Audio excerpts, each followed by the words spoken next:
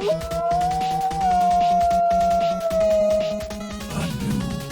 follower.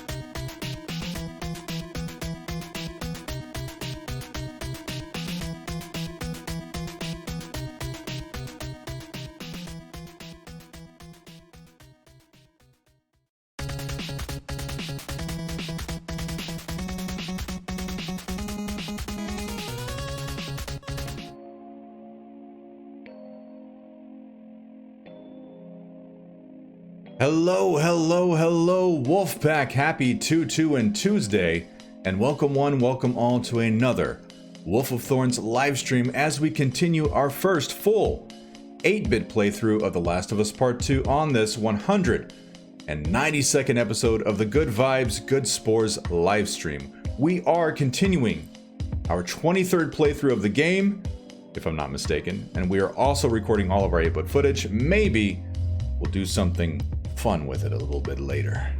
Remember to spread positivity when and where you can, because good vibes are contagious, just like cute little Clixie here. And remember that if you have the power to change someone's day, you have the power to change someone's world. Good afternoon, happy Tuesday, and most importantly, are we having the fun? My main man, Rocco07 in the house. Good morning to you, sir. Azara, my main man, my favorite Vincent that isn't portrayed by John Travolta. Sarah Halifair, always good to see you. Dreamy McStreamy, how are you doing in the great dream we all inhabit? Hopefully making it a kick-ass one, as we all have the power to do. Looks like we got It's a Hard Pug Life. Always makes me happy to see your name flash across the screen, Puggy. How's everybody doing?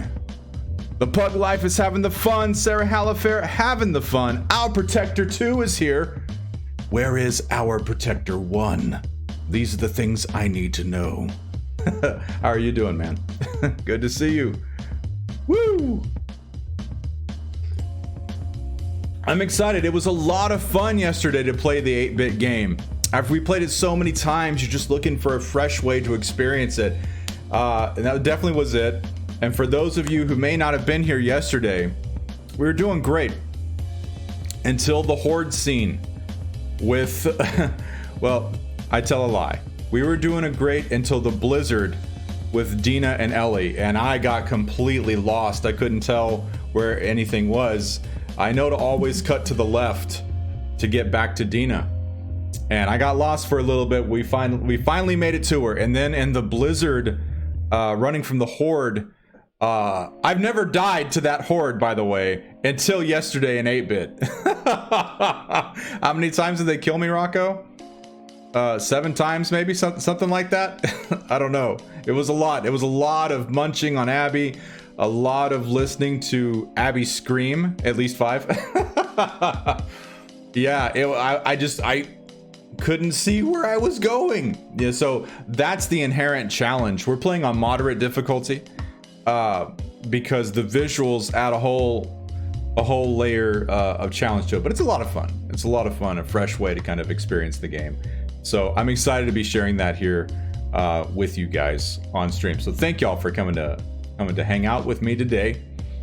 And yeah, we're kicking off Ellie's Seattle Day 1. Should be a lot of fun, my friends. It's pretty cool. Pretty cool. I like it. It reminds me of some kind of advanced Super Nintendo game. When I think about playing, you know, Wolfenstein 3D on the Super Nintendo, Pilot Wings and things like that, Azara knows what I'm talking about. I think about that, you know, playing The Last of Us would be like mind-blowing back then.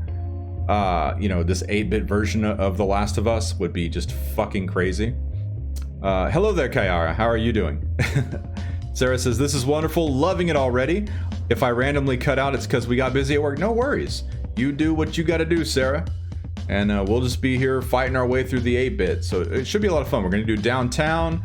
We're going to go through the Escuela. And then we'll see where it takes us. You know, we'll see how far we get into Ellie's Day 1. Should be a lot of fun.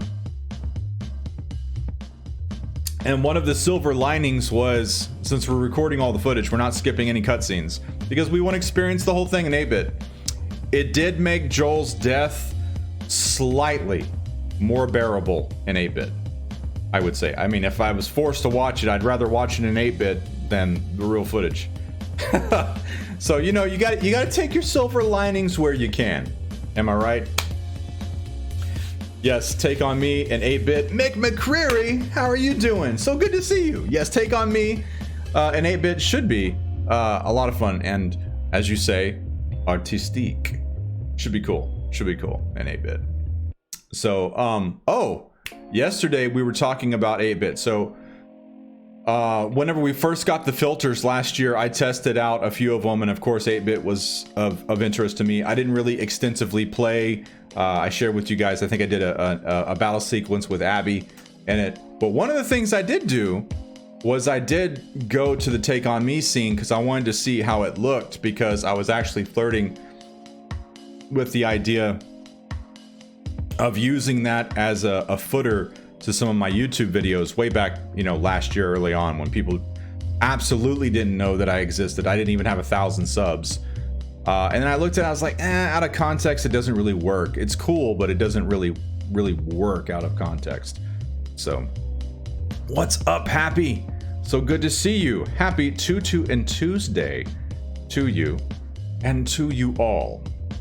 And sometimes it's just better to see it. No pun intended, or perhaps just so.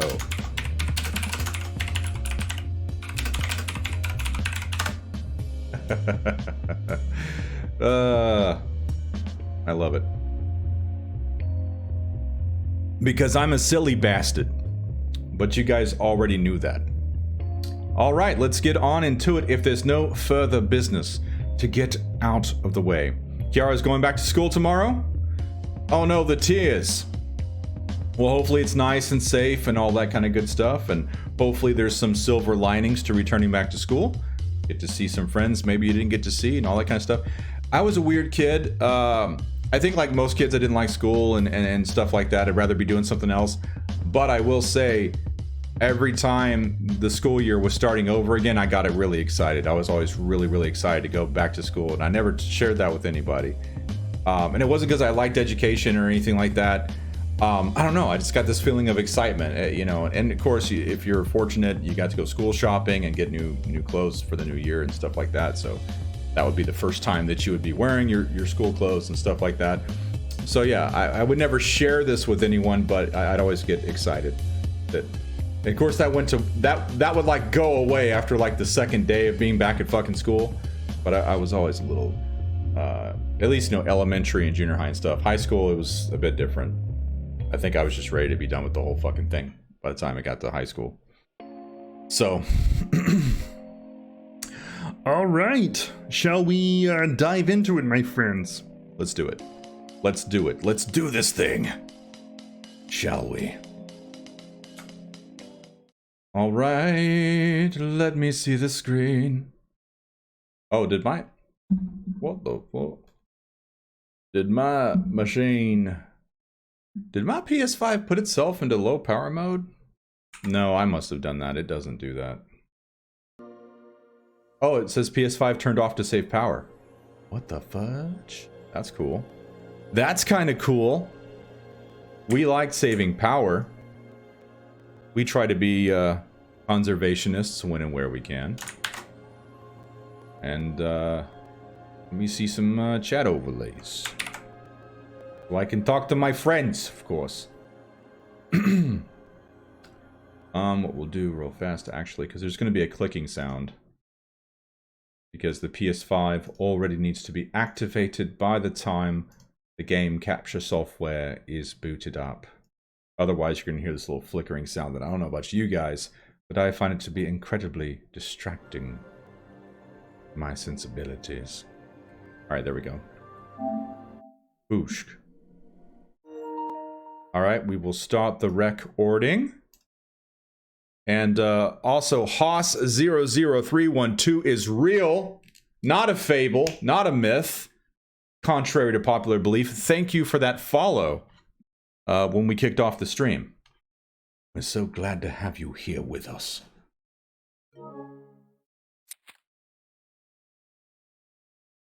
Seattle, day one. Hello there, wild stargazer. So good to see you. This hunter was on top of him, drowning him, and still couldn't get to his gun. Jeez. Were you scared? Well, I didn't even think. I just This is so ran in cool. there, grabbed his gun, and shot the gun in the face. How old were you? 14. How old were you when you first killed someone? We talking infected? No. Fully conscious. Non-fungal person. Non-fungal person. What happened? Guy was coming at my mom. I stabbed him. Shit. You got This me, dude. actually looks so cool to me, you guys. Mick McCreary, So how lost are we? thank you for that 3-month Prime sub. Says my favorite game. Aw, and my favorite streamer. Mick, cheers to you for saying that. What about those creepy I'll take that animals light that deep you into told my me? heart. Thank you for that. They came after you guys once. Maybe these WOLFs are connected to them. You're the best No. around. Didn't seem like the same group. No one's ever gonna keep you down. Back in Boston? Do you not? Joel crossed a lot of people. I don't see the point in guessing. Okay. At least until we find out more information. She doesn't want to hear anything about Joel being responsible for what happened to him. I love it. Ellie just shuts it down. Her cognitive dissonance is strong.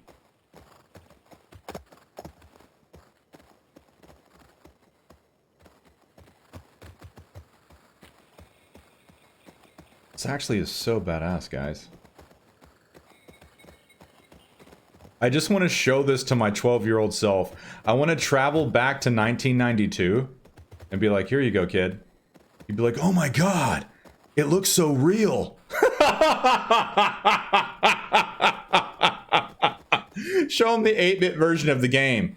He'd just be like, oh my god, it's just, wow, games are so advanced. This is so cool, man.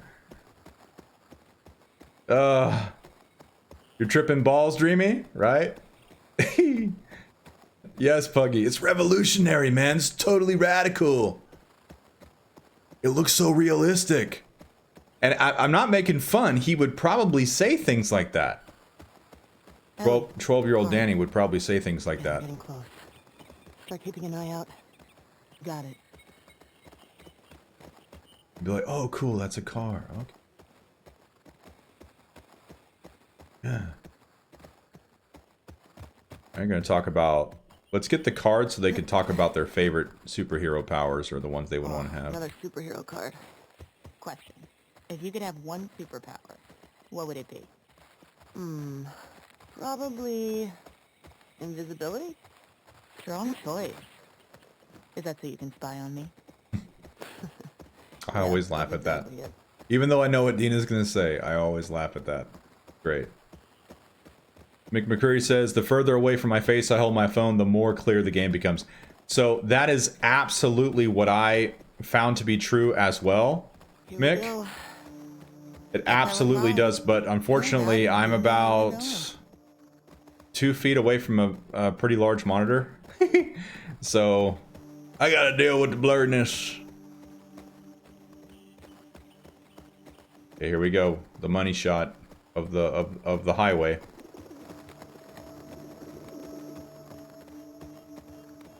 Phoenix says, 12-year-old you, that's a totally tubular. Yes, Phoenix. It's a totally tubular game. Wow.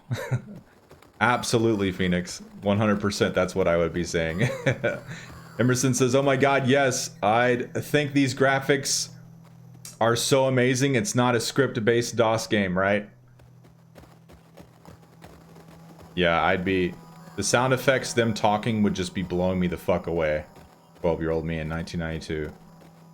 Step away from the screen and then try to blur your vision. Looks like the regular game. Yeah, and like we were saying with Mick, you know, further away you pull it. And I pasted some images into the Discord and stuff, and like when it's really small, I'm like, man, that doesn't even look 8-bit. So, 100%. We won't go in there since we know the map is going to be in the thing. And that was fun on our anniversary stream, our 24-hour stream, or our 22.5-hour stream. We were just 90 minutes shy of hitting the benchmark. I don't think I could have cooked my brain anymore. But we were trying to break the game, and we were trying to see what happens if you refuse the map. And we found out that the game will not let you advance. It won't even let you input the correct code into the main gate. until you take the map out About how well we hide our lookout. of the side. In the final drawer where you can find the map, you have to get it from there. And I always thought it would have been cooler if they had something like, if you try to access that gate code, Dina calls you to the little slide hole in the door. It'd be cool if she was like, hey, I found this, and like she'll fucking give it to you. And that's the only way you can discover that, is if you just refuse to get the map and Dina will actually give it to you. I thought that would be kind of cool, but now you just got to grab it out of there. We did a few other things too, didn't we? Where we tried to stress test the game. It was fun.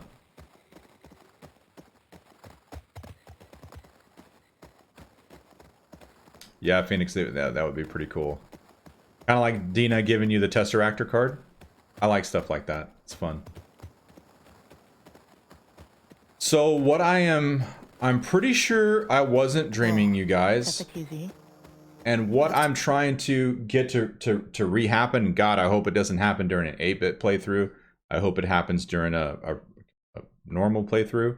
I could have swore, man, there was one, and I guess I wasn't recording, or I don't know what the deal was, why I didn't go back, or maybe I got distracted by somebody subbing or something like that, some type of event happening.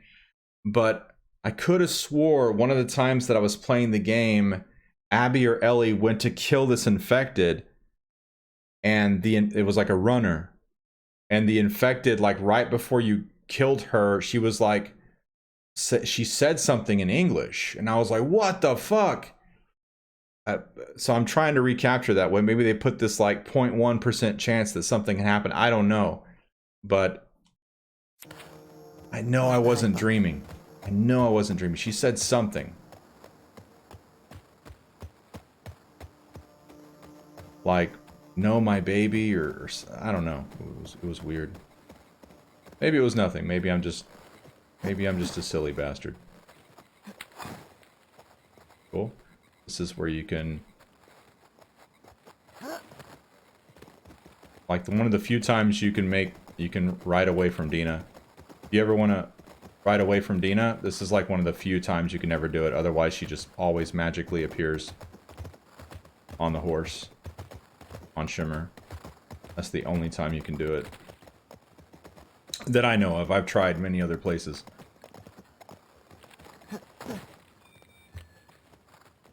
These are soldiers from the QZ. Oh my god. What the fuck? What's happening? Oh my god. Mick! Bro! Thank you for that donation, my man. Holy shit. Dude, thank you so much. Holy fuck. What a very, very generous donation to the stream, brother. I totally forgot that alert even fucking existed. Oh my god, dude. Thank you so much, bro. Holy shit. Hold on one second. Hold on. Just 1 second, my dude. Thank you so much for that, bro. Let me see. Have a beer on me? Yes, my dude. I absolutely will have more than a beer on you, bro. Thank you so much for that. Holy shit. Mick, thank you for that, my dude. It would be my pleasure to battle it out with you real quick in some mods of memory or connect spores, something like that. Let me know, dude, and we will get down into that right now. So just let me know. Hell yeah, dude. Thank you so much. Super generous. I was like, what the fuck's going on? I hear some kind of sound. Look at those Firefly coins inside Wiggy's jar. Thank you so much for that, my dude. Yes, Emerson, so generous indeed. Wow, cheers to you. Phoenix says the game is gaslighting you. Ellie stops, waits for Dina to get on. Before she does, Ellie takes off like a complete D-bag. Yeah, it's like the only place, Phoenix, I know of that we can do it. If you know, I know you're something of a encyclopedia of the game, so if you know of any other place, let me know. Mick says, let's do some mods of memory, brother. I have yet to win at that. That would be my absolute pleasure to do, my man. So before we kick off the mods of memory, we have to toss the legendary Abby coin, my man. So let me know, would you like to call guns or braid, my man?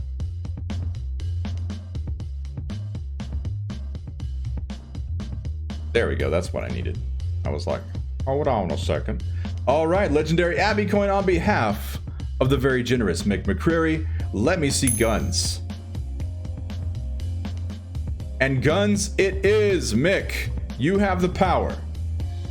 The power is now in your hands to force me to go first or to choose to go first yourself, my dear friend. You go first. You're very generous. I will absolutely take that. Turning over the first coin. Coin? Coin, card, you know. You're playing strategic? All right, here we go. I'm going to turn this one. Oh my God. Blind match on the flop. Thank you for allowing me to go first and to make a slash matched pair. Yeah. Is it hacks though? He had the opportunity to go first. That's all I'm going to say. That's all I'm going to say here. Oh, what are we turning over, Mick? These are the things I need to know. 12 and 3. All right. Number 12.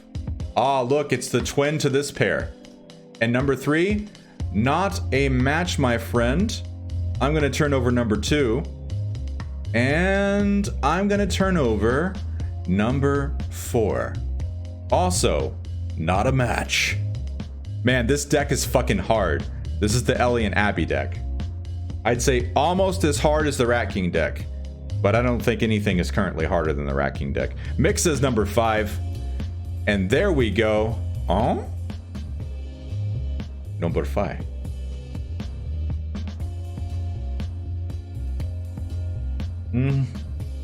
I think you got it. And you do. We are tied. It is anyone's game. Let's see how the next flop happens. I'm going to go with 13. Ooh, I think I saw these girls here. And not a match. Back to you, Mick. Very close, but no cigar pour moi.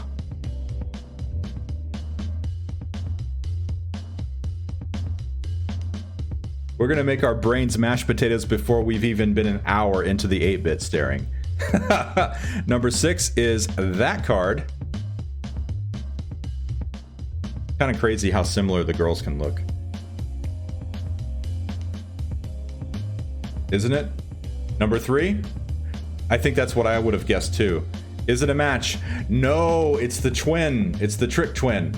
And congrats, Wild Stargazer. All right, let's see what we got.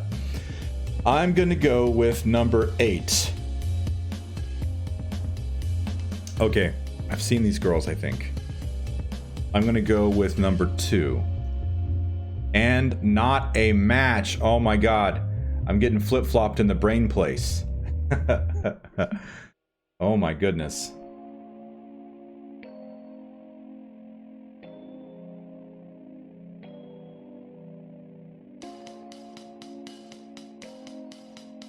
We're going to listen to some Bare Your Fangs by Jesse Worstel, aka Created Nor Destroyed.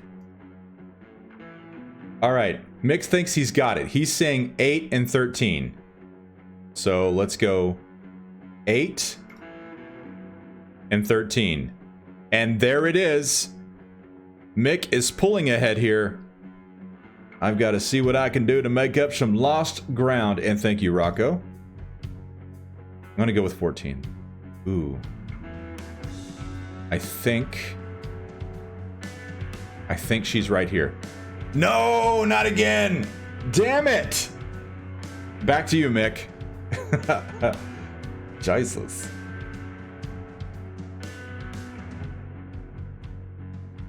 Mick already knows. He says 2 and 14. Oh. Not a match? Okay. What did I do here? I'm getting confused. I did a great job of like bamboozling my own brain creating this fucking deck, guys. Which is what we wanted. The game was a little bit easy, and don't worry, those easy decks are still in there.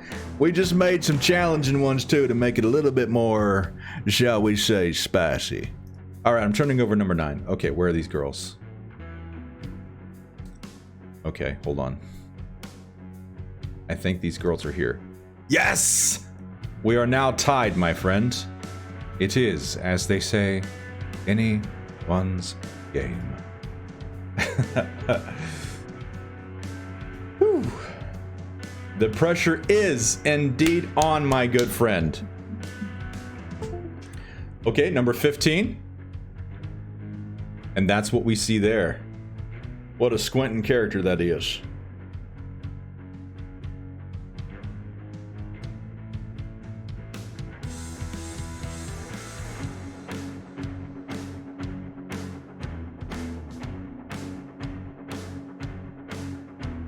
Number 3. Unfortunately, not my friend. Fingers crossed. Congrats, Rocco.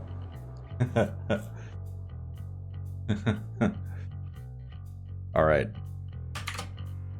Since Rocco won that one, we'll do another just for fun. Our Protector 2 says, you can recreate the voice of Ish and say, go your way and seek the sun?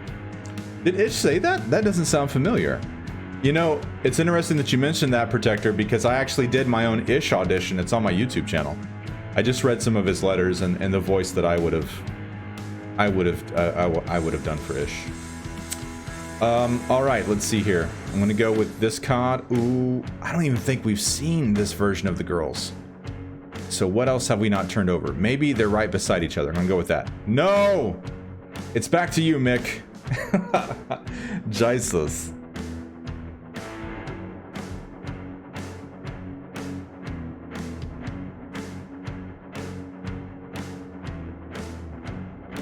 Go your way and seek the sun. I don't remember him saying that. Am I just blanking here?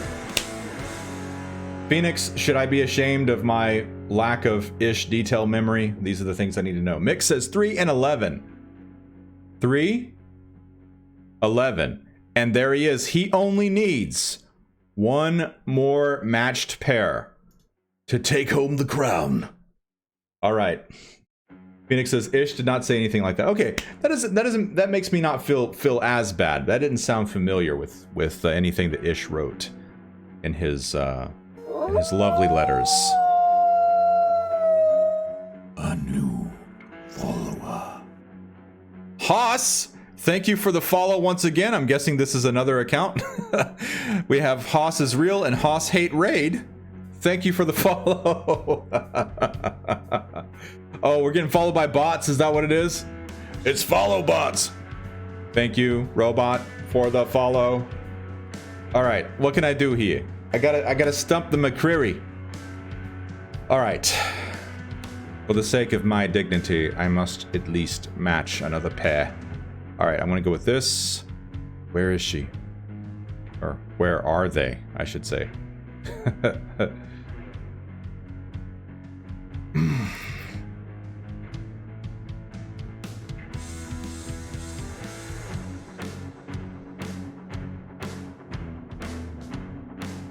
Oh!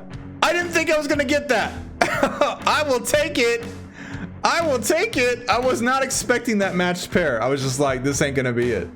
All right, Mick, it's to you. You got a 50-50 chance of victory unless you already know where they are.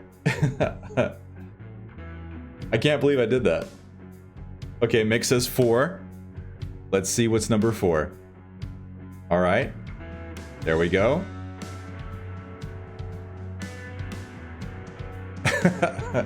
That's a cute emoji, Rocco. Congrats, Kiara, on winning the raffle. There you go. Mick says 10. We'll kick off one more raffle. Okay, 10. Not a match. That means I get to scoop. Oh, what did I just do? Daniel, what did you? Oh my God. Oh. Back to you, Mick. It's back to you. You know, that's I fumbled the bag. 15 and 4, he says. 15 and 4. 15, 4, and oh my god. Oh my god. You may have beat me this time, but next time I will do better.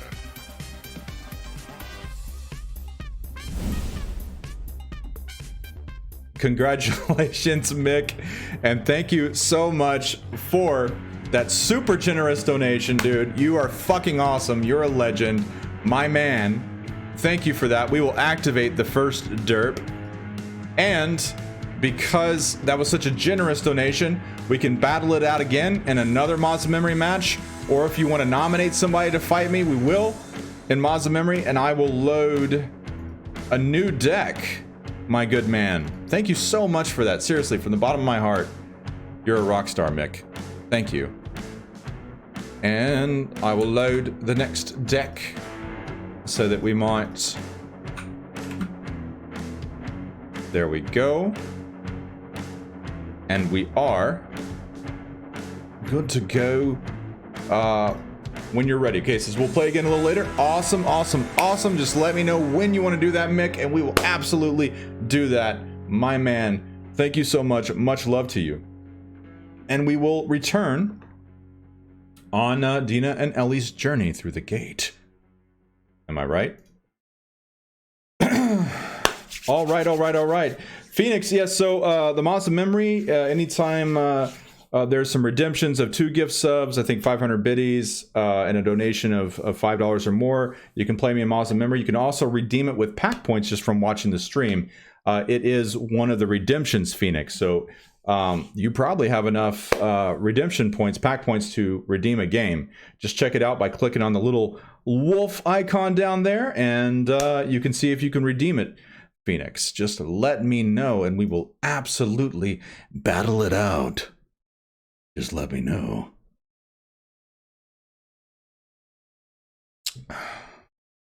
Junicap, what's up? It says, hey, Mr. Wolf, I hope you're doing well. I am doing well. We are really having a lot of fun here in our 8-bit playthrough of The Last of Us Part 2.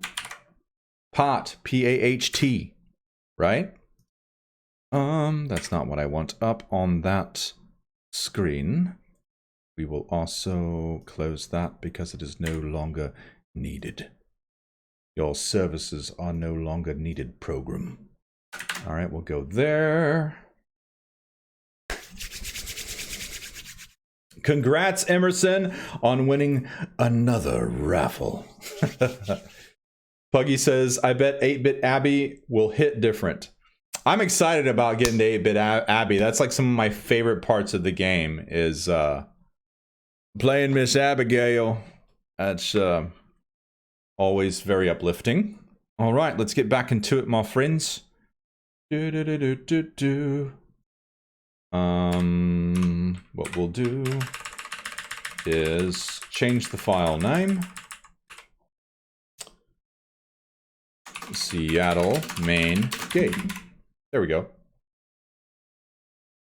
Rocco says, I can't wait to see those pixeled guns of hers.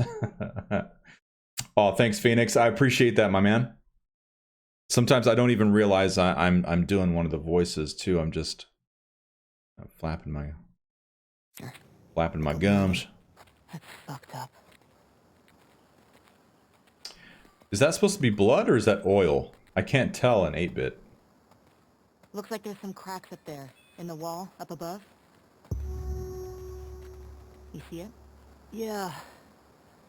Oh Sure, God, get up there, though. guys, am I gonna fall to my death? Is it gonna be too hard to see what's happening? Oh my God. Mick says pilot episode of the show is finished filming as confirmed from the director's Instagram. Hell yeah. I know somebody was sharing one of the Last of Us kind of fan status accounts was sharing what the potential logo of the game is because they cropped the little, what's it called, the little clipboard thing that they use when they're starting to film scenes and stuff. and people are speculating as to whether that's going to be what the logo is for the show. It was like red text. It looks like the font we're all familiar with, except it was frayed differently. Red text with a white firefly inside the us. That was pretty interesting. Clapperboard. Thank you, Mick. Yeah, you know, the board you used to clap with. That's something. Phoenix says clapperboards almost never have the final logo on them unless it's like the second season of a show. Just a temp logo. Right on. Either way, I'm pumped. I'm just pumped to embrace. I mean, if Druckmann's behind it, if Neil felt moved by anything that he's also writing, he felt moved by chemistry he saw on screen tests and things like that, I think we're all in for a treat. And like I've said before, you know, certain people aren't going to enjoy it. You know, it's not going to be for everybody. I know people that can't stand the way Ellie looks in this game. They're hardcore fans. But especially young Ellie, they don't like that it looks different. There's people, I have a friend who's like that. He didn't even like, in the classic, The Next Generation Star Trek, they would have the Borg on an episode, then on another episode they would have Borg.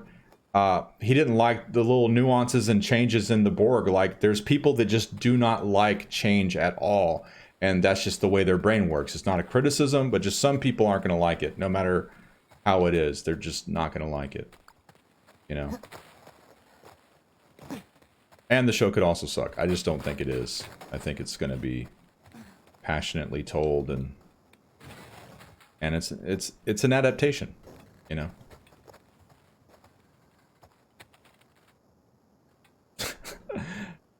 I can't tell anything about what this is. I know it's the the stages of infection page, but still hilarious. Happy says, I'm excited to see how Neil's writing translates to television. Phoenix says, of course, I'm personally cautiously optimistic about the show. I don't know if I'll like it or not, but I am keeping an open mind. Yeah, and that's the best we can do. Mick says, I'd much rather an actor who can portray the character a lot better than an actor who looks more similar. Absolutely, 100%. 100%.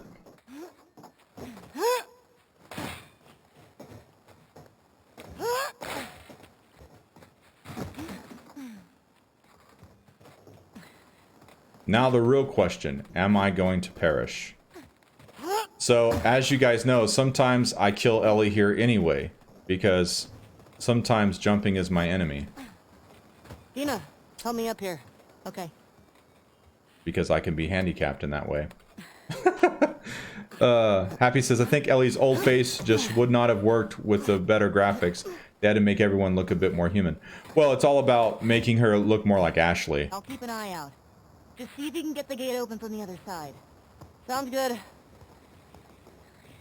Making her look more like Ashley and less like Elliot Page, which I think is a great decision.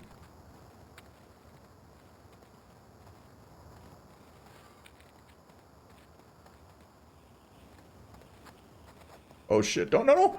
What are you doing? Oh, okay, she was going back to the ledge. I thought she was just gonna... Guess I'll die now and just fall off the edge. Oh, shit, man. Puggy says I've died there a few times.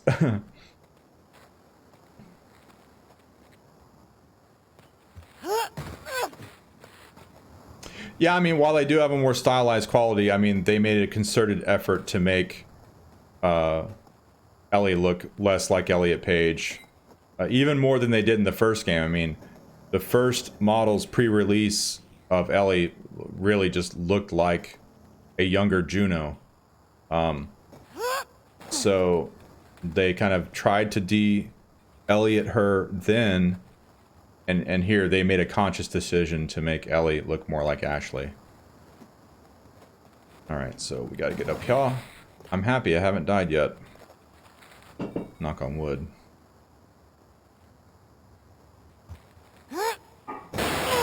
Made it! Ellie? I'm good! I'm good. I have some strange man controlling me, and sometimes he hurls me off edges.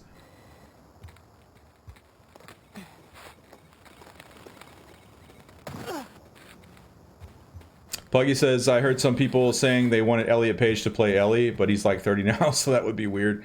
Yeah, I don't think that's the way to go. Et al.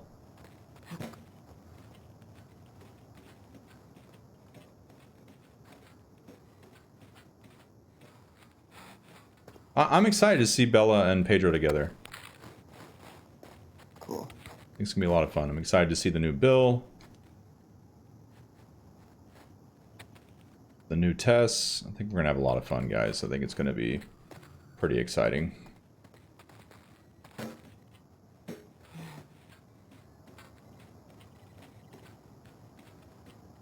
Phoenix says, I definitely think that Ellie has a better balance than Abby does. Whenever I had to balance as Ellie, I didn't even have to think about it. I just walked. As Abby, I had to cautiously make her balance. Yeah, and that makes sense, you know, with her vertigo issues that she was talking to Mel about, and that we actually experience some of her vertigo issues 100%. We are in tower number 33. All right. Man, 12-year-old me would just be mind blown right now, guys. Oh shit, we're not in full screen. Full screen, please. My friends would appreciate this being full screen. Thank you. Oh yeah, man, showing this to my kid self, whose voice was very much similar to what my voice is now, because I went through puberty pretty early, and there was no cracked voice period. It was just, it was literally, and I remember in 6th grade I had a play I had to do in theater class as I got the role of Mother Nature, so they changed it to Father Nature, and she videotaped the play, and I'll never forget my deep ass fucking voice. The play opens with me sitting on a stump, and I say, "Oh dearie me." And I remember just cringing, you know, when we're like watching the play, and I'm like seeing myself like sitting on this stub, on this paper mache stump with my deep ass voice, just like, "Oh dearie me." And I was just like, oh my god, why does my voice sound like a dead frog or something? But yeah, so anyway, he sounded very similar to the way I sound now. Rocco says I need that video now. It would be amusing to watch now. I think I could watch it now and kind of separate myself from some of the embarrassment. Oh shit. Happy says Con O'Neill is very interesting choice for Bill. I wonder if he'll emulate the original voice at all. He has a very distinctive voice. Well, either way, we have to say let's get on with it, because it's gonna be the way it is, you know.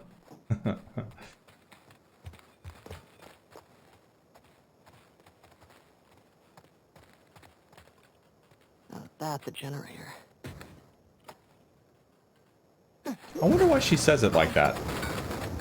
Because she... Oh, yeah, that's right, that's right. This is the first time for her to encounter this kind of generator. Alright, let's see if we get the oozer bug. We'll go up here.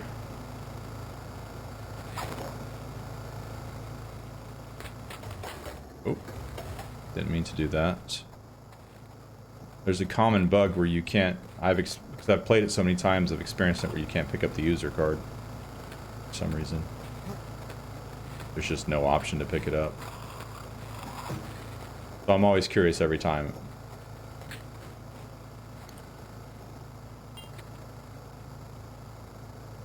That was weird. Okay. No bug this time.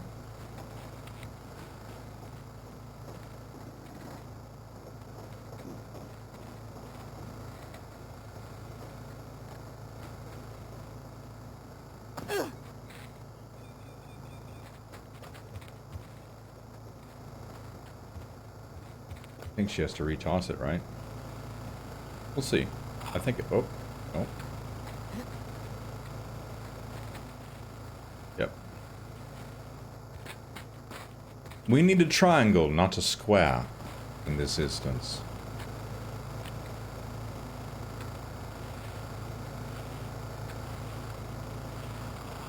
I am really digging the 8-bit.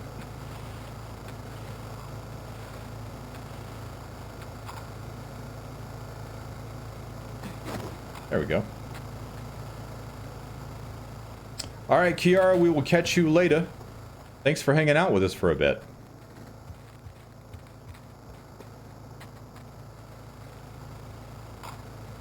All right, let's try to plug it into this thingamajig right here.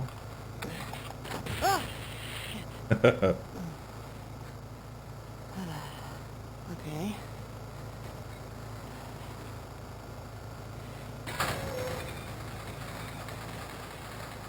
Ellie? Ellie! Over here!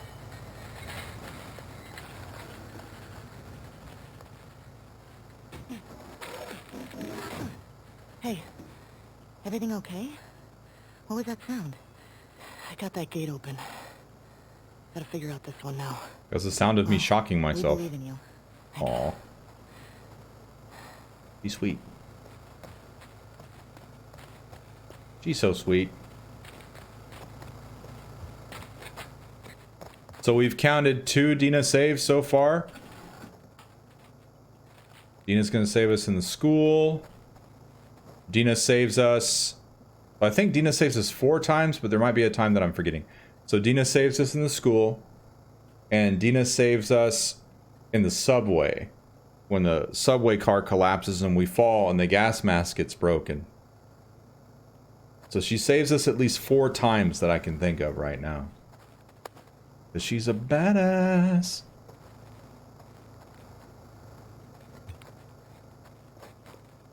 Alright, so we got the draw. It's the password, folks.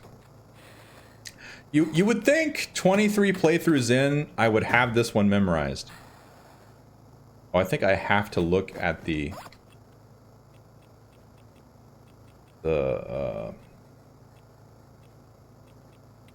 gate codes to be able to. Good luck trying to read it. It is 0512. All right, well, 0512. There we go. Here's the challenge. You have to play 8-bit mode. And... oh, I gotta power this. Otherwise... you gotta play 8-bit mode and not, use the text print. You gotta try and read all the artifacts. Alright.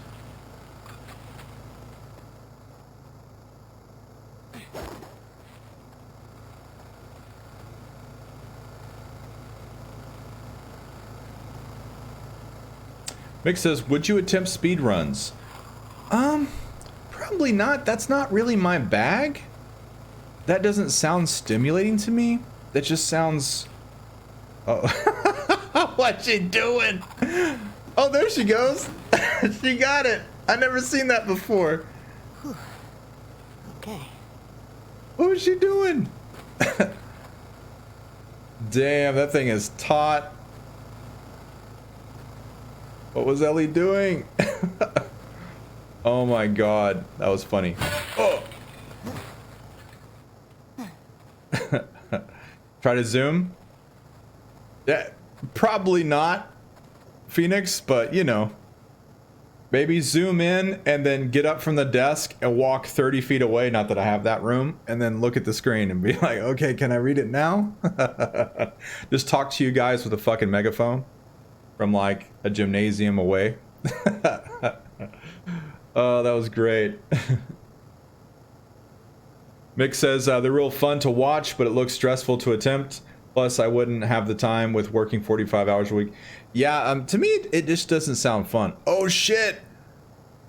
Guys, I can't see. Okay, so this will be 1, 2, 3, 4, 5, 6, 7, 8, 9. And then zeros in the middle, maybe? So let's go. This is a challenge, guys. I can't read the panel. So I think zero's here. So I'm going to go 0. And then 5. And 1, 2. Well, this has to work. Oh, fuck. I fucked it up. God, I can't tell. Where's 0 at? Because it's 0512 to get the main gate open. So 1, 2, 3, 4, 5, 6, 7, 8, 9. Where did they put 0?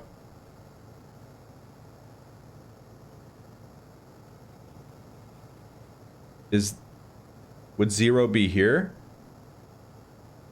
That's what I thought, Mick. I thought 0 is middle bottom. That's what I tried. 0, 5, 1, 2. That's not it. I can't read this shit.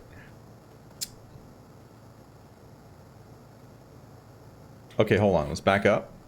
Maybe I'm fucking up the password. So let's look at the checkpoint gate codes. Read it. Main gate 0512. This is the main gate, right? The true challenge.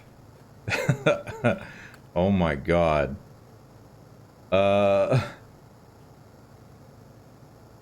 Phoenix.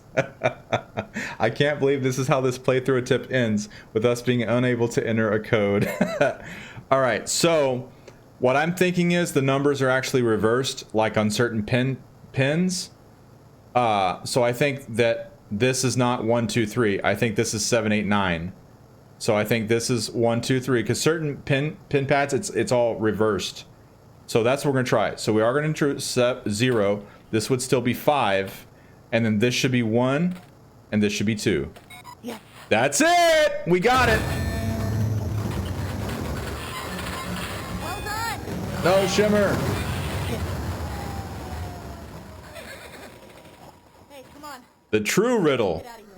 That crash was pretty loud. See, 8-Bit giving us riddles we didn't even know were in the game. We're creating games within the games. Let's go. Okay, so there's some bonus stuff over here, right, guys? Right? Oi!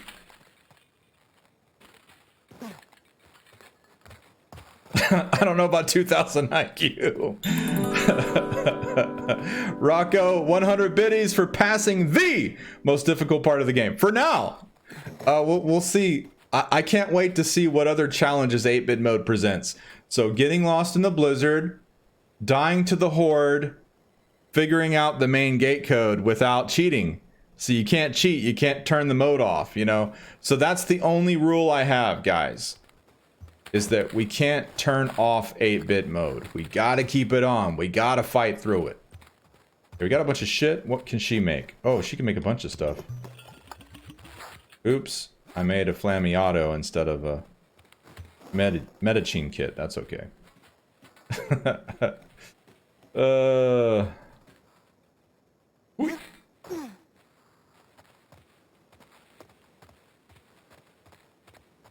All right, I think we got everything right. My veterans, I didn't miss anything, did we? You guys told me about that tower on one of my first streams. I didn't know about it.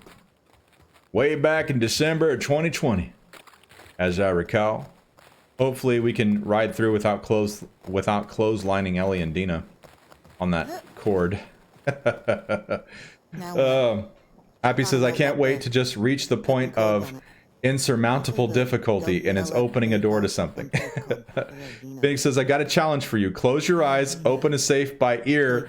You can tell the correct number. Yeah. No, I've opened safes by ear. That's not a new feature. We've known about that since the beginning of the game. But yeah, I've opened safes by ear before. It's nothing new. I wish it was new, because I love finding out new things. Oh, try doing it with the 8-bit audio filter on. Challenge accepted. There's a safe up here. Ooh. Well, you know what? It won't matter. It won't matter. But we'll do it. It's a 4-digit safe, but we'll do it. We'll do it up here by sound. We'll see if we can hear. Let's see if we can, like you said, Phoenix. I'm sorry I didn't see your part at the end with the 8-bit audio. So let's see if we can hear the change in pitch. See if we can do it. Rocco says, believe it or not, it was I who told you about the tower. I was so proud to be the first one to tell you about that. Hell yeah, dude. Hell yeah. But yeah, we will definitely accept that challenge, Phoenix. on the next safe we encounter, which I think is the safe in that little gate area. That's the 4-digit That's gotta be gate. it.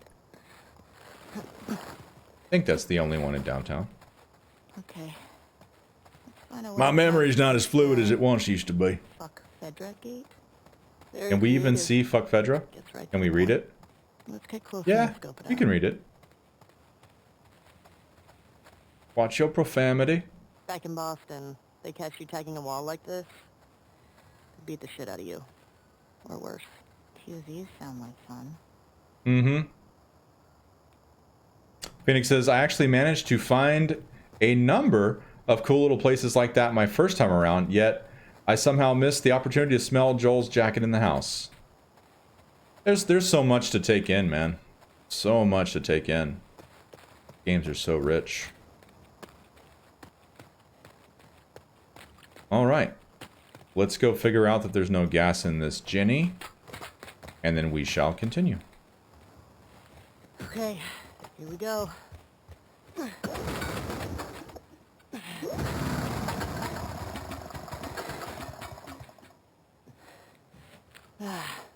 Out of gas. God damn it. Out of gas, my favorite episode of Firefly. Oh shit. The note. What? The note mentioned that there's gas in the courthouse garage and the dome. Alright. Courthouse garage and the dome. So what's the plan for finding these places? We ride around and see what we see. You think See what Tommy we came see? through here? He did. So, where are we? Beautiful. Pretty sure we're here. Ah, nice. We'll mark it up as we go. Mark it up as we go. Phoenix says, I also found a bunch of supplies, alcohol, a couple of parts, and 2 shotgun shells in the place where Ellie does the timed dumpster puzzle on day 2 night. Yeah, I don't know if it's the same place, but I think it was Corey, and I might be wrong. I think Corey was the one that told me, or maybe it was Rocco again. You know what? I think it was Rocco. Told me about the parts and shit and the alcohol sitting on the scissor lift. That's right there. There's a scissor lift, a blue scissor lift there. Yeah, it's a scissor lift. Yeah, I was told about that as well a bit later through. What the hell happened out here? Rocco or Corey. I'm guessing the military bomb. Y'all gotta forgive my brain. It ain't as sharp Why as would it they do used to that? be on memory. Sometimes Tommy they Pie Guy, what's up? that were lost to the infected. Or to rebels. And then I didn't know about the Like overkill? They usually work. fire truck that you can I mean, descend from back up there to until I seven. watched Banana Bell Oh. do one of her first playthroughs. I think it was her first Believe stream, me, actually. you're lucky you didn't grow up in a QZ. Tommy says, what do you think of how they removed Dina in the trailer and put Joel in Jesse's scene? That doesn't bother me, Tommy. I mean, I think it's fine. I don't have a problem with it at all. Doesn't bother me. Probably just become one more asshole soldier. That's the only answer I have. Doesn't bother I me. can't see you taking orders from anybody. Yeah, good point.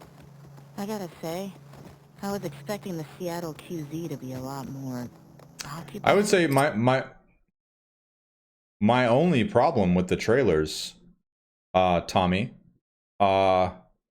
is letting us know that something really, really terrible happens to be the impetus for a revenge story. That's the only thing I don't like. I wish it had never been advertised that way. And of course, probably like many people, I thought that Dina was going to suffer some terrible fate by just some group of people, whether it was religious fanatics or what. I thought Dina was going to be, brutally, something happens brutally to her in front of Ellie. The please stop thing that they show us. So I think that's what I don't appreciate the most. I don't appreciate knowing that Ellie was going to suffer some terrible loss and trauma that would be the impetus for this whole journey. I wish that had been hidden. And just advertise the world, just advertise the scene, advertise different characters where we have no context of narrative. We just see these cool characters, some familiar and some new, and we have no idea they're going to be pitted against each other. Like, ooh, cool, who's this badass blonde woman that's kicking fucking ass? And these fucking religious fanatics and you know, cool shit with clickers and stuff. They didn't really show a lot of infected at all in the trailers. So I wish they just kept that. That's what bothered me more than anything else. So. Yeah. Maybe they're all hiding at the Saravina. Let's see what Dr. How many Uckman looks like, WOLFs guys. do you think there are anyway? Oh, at least 8. If we're lucky, that'll be it. We'll be fine. But we should stay alert. Stock up while we can. Puggy says to Tommy, I like it because I really thought Dina was going to die, not Joel, so it was cool to be shook. Phoenix says, I personally didn't mind at all. I'm playing the game, not the trailer. The trailers, for me at least, are for establishing a tone. The trailers did that well. Once Joel died, I knew that that was a switcheroo in the trailer, and I was like, whatevs.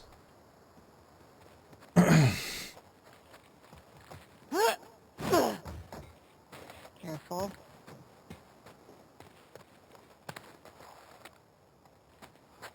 Made it.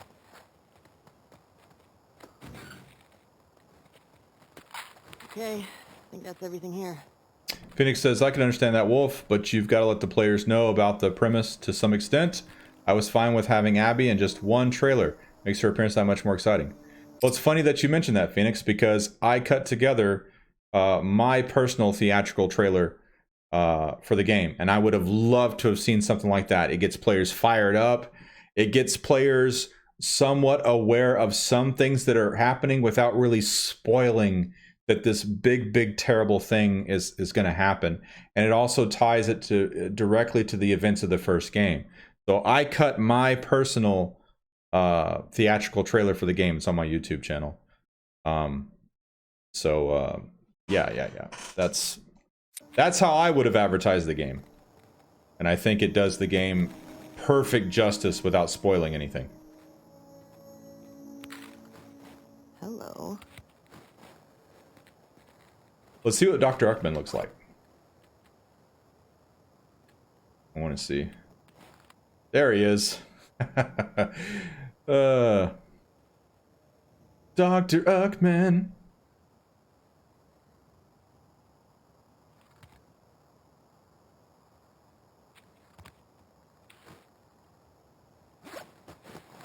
Tommy says, I love your trailer, Wolf. I think it's much better than the official trailers. Oh, thank you for saying that. Yeah, I just, you know, I passionately cut together the trailer I would have liked to have seen and what I think would have really moved people if they had seen it. Just like, oh, shit. And it just gets you fired up to play and see how all these characters are involved with each other. Shimmer's getting sick. What? How can you tell? She sounds a little hoarse. Oh, boy. Come on, that was a good one. Ration Distribution Center. That was a good one. In Boston, we'd line up for blocks. And the food... Oh, shit. I didn't start a new file for downtown. Oh, well. Well, I'll just rename this one. Oh, well. Not a big deal. Let's go upgrade, because I got to remind myself that we got to upgrade her guns. Plus, there's a bunch of parts and stuff up in here, right? Yes. Yes.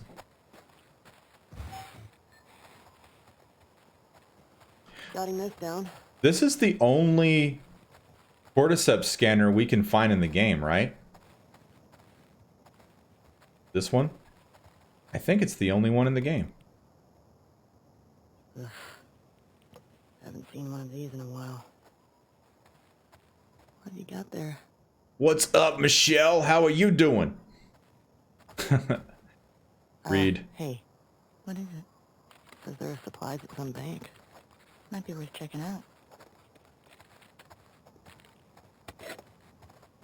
I guess it is technically an Easter egg, but you would just think Looks like that's everything over here. that we would still see more because they would be using them to make sure, like the WLF should be using them to make sure folks aren't, you know, sin-infected, right?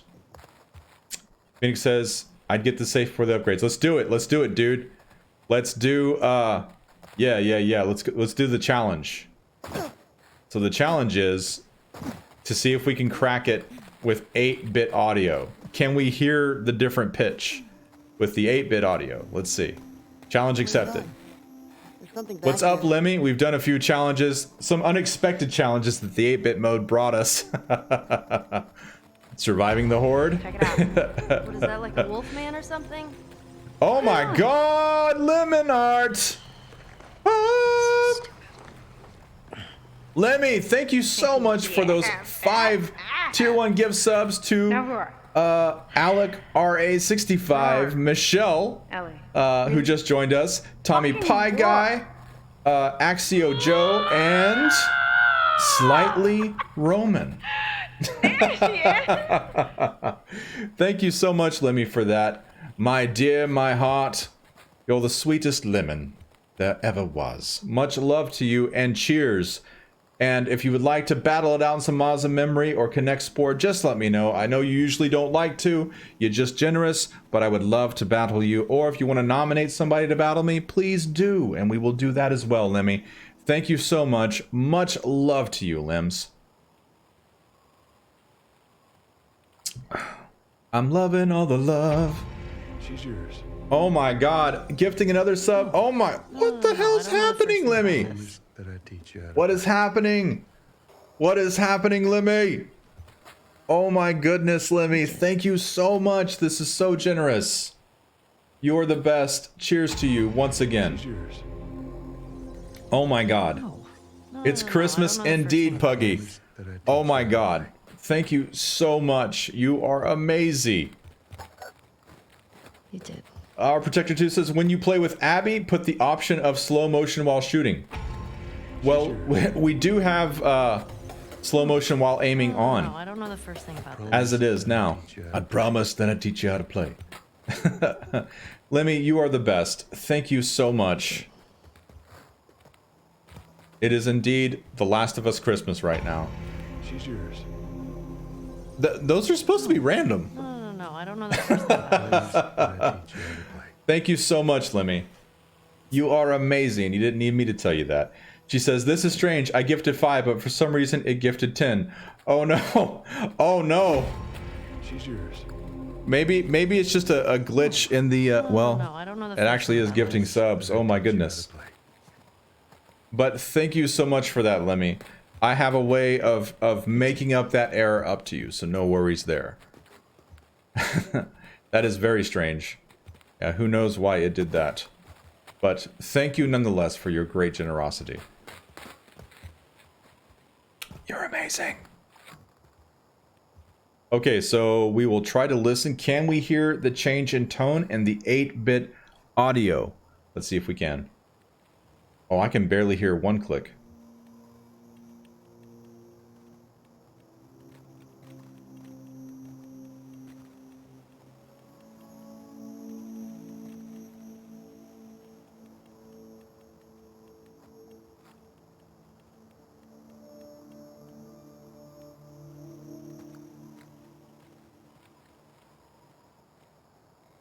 I don't know why I'm leaning forward. I got a headset on.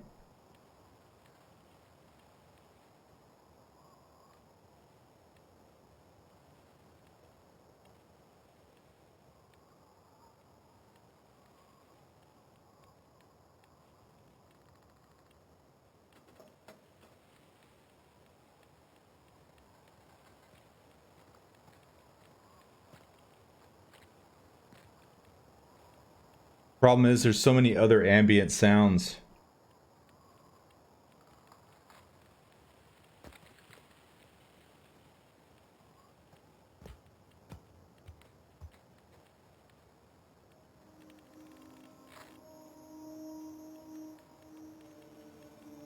I don't think I can. I would just be guessing, Phoenix, because I can't hear it. I can barely even hear the tick in this version.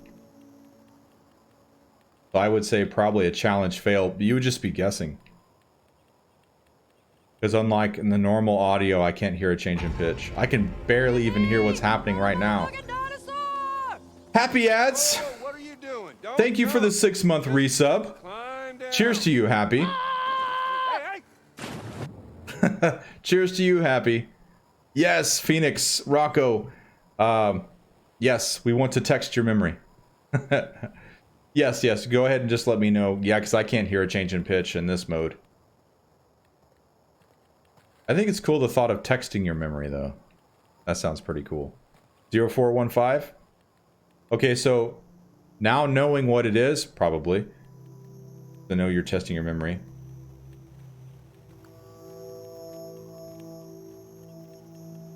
Okay, there is a louder click.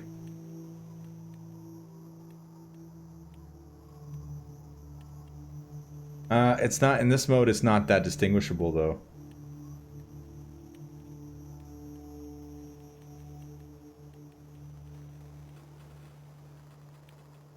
Okay.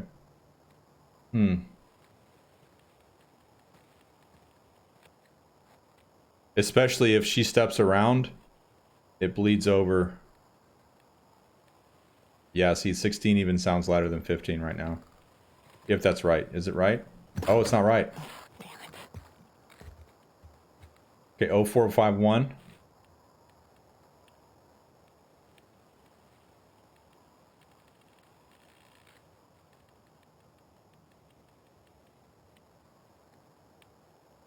Thank you, Rocco. Yeah, in this mode, the sound is a little bit too neutered to hear the little, you know, very close, very close. Just an inversion of some numbers, but very, very close.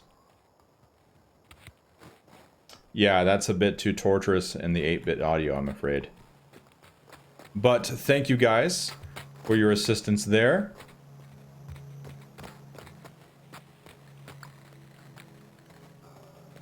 And go see if we can upgrade a few things.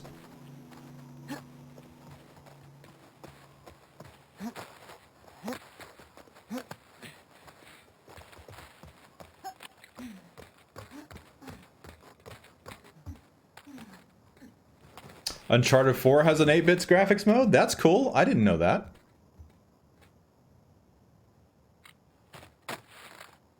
Capacity? Let's do capacity. Hold on. Yeah. Let's upgrade the capacity for the rifle. Damage is already upgraded. Oh, give me full screen. There we go.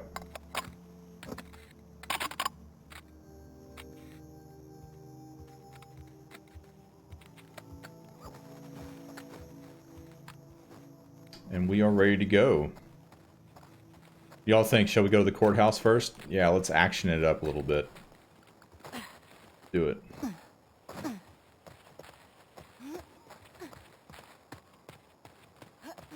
Go to the courthouse.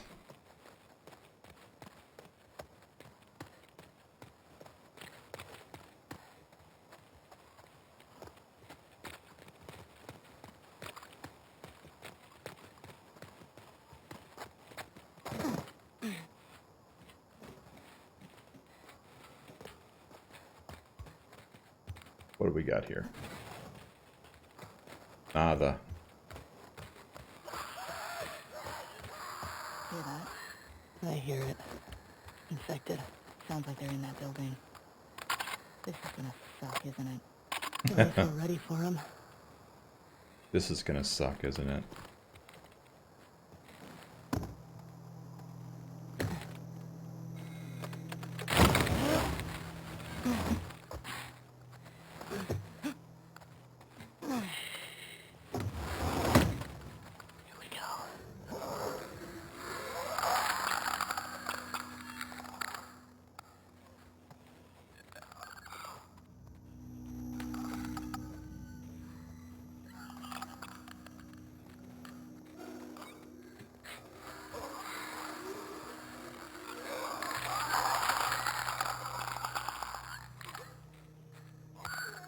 Michelle, you're gonna DM me on your new cosplay? Hell yeah! Can't wait to check it out.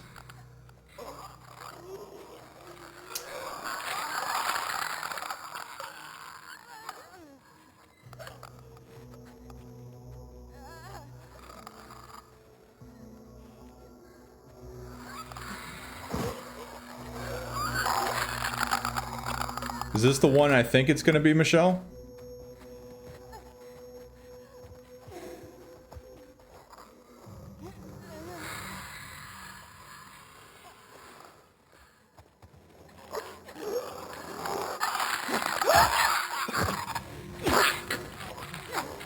I don't think I've ever killed this clicker in this hallway before.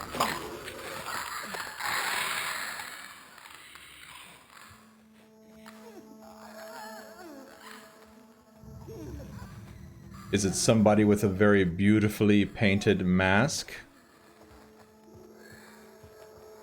These are the things I need to know.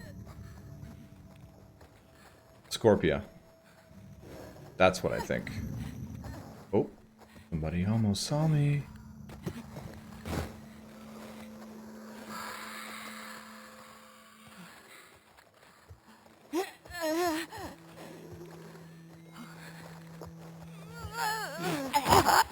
There we go. I don't think I would have gotten away with that grab on some higher difficulties, though. Awesome. I am looking forward to seeing her. For those of you who don't know, Michelle has some amazing cosplays on her Instagram and Twitter. So go check her out. She also streams a bunch of really cool games, like The Last of Us, which we all love.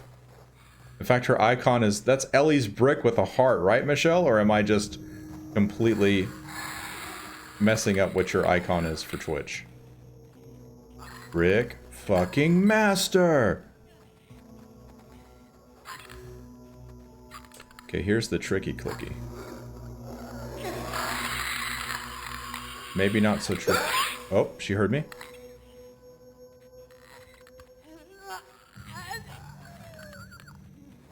No. No.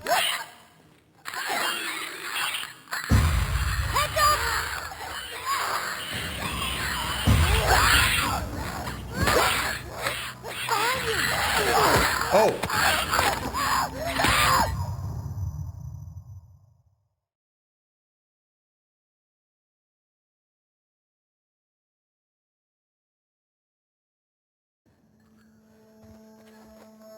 That's embarrassing that I let that happen to Ellie.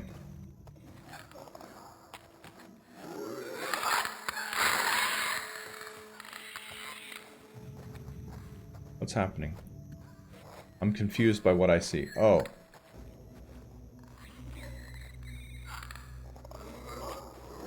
Okay. I was momentarily confused, and I thought I was staring back into the courtroom, and it disoriented me.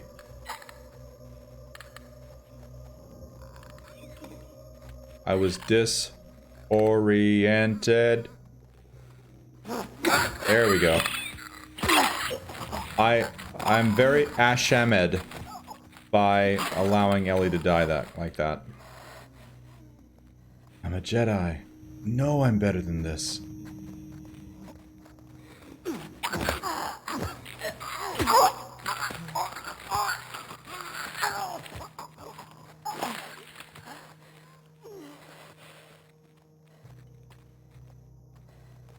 Simon K, what is up? Yes, the beautiful generosity of our lovely Lemon. There's a couple of runners. Oh, hey, If you just say those sounds, make little sounds like that when you hear the hey, they're about to notice you sound effect, it works every time. The PS5 controller can kind of hear that sound, and it's like, oh, okay, we'll disorient them for you. Part of the new technology that's incorporated into the game. See? Works every time.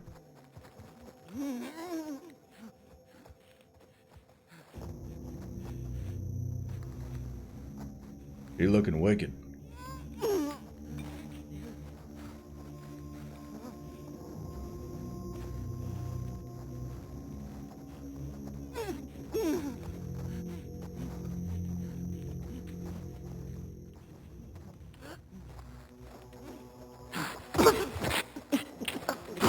I am the last one. What are we cooking for dinner, Phoenix? These are the things I need to know. Is that it? I think so. Go team. Let's find that gas. Yeah. I wonder Yes. what it was like to serve on a jury. But it was fun. Sit down, look at evidence, try to tell if somebody's lying.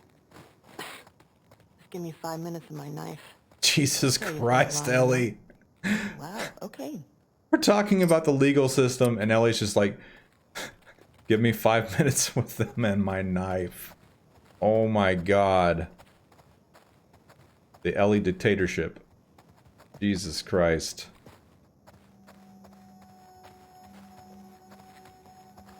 She in a bad place right now. We give her a pass. Oh my god.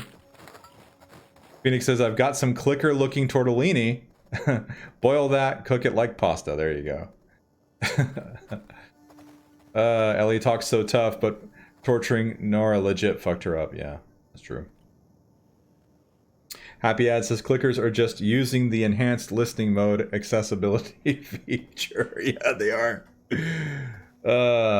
Tommy says, I'm thinking about trying to get the PS5 again. Any advice? Just, you know, following all the stock alert accounts and things like that on social media. I just happened to get extremely lucky, as Rocco can attest.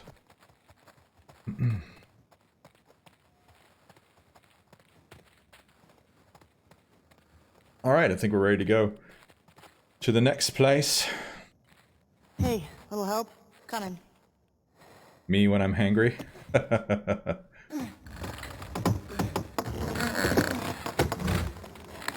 I like how even Ellie's jokes are tainted by her vengeful streak. What jokes did she tell that were tainted by the vengeful streak? Am I just Telling me you blanking? never got in trouble back in Boston? Oh, I got in trouble.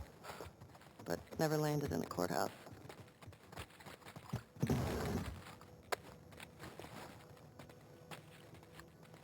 A rag.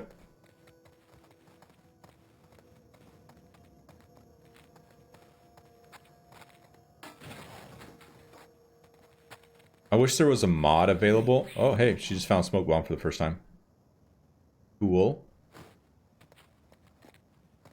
I wish there was a mod where you can take these big, heavy files and like just hit an enemy with them, since you find them all the time.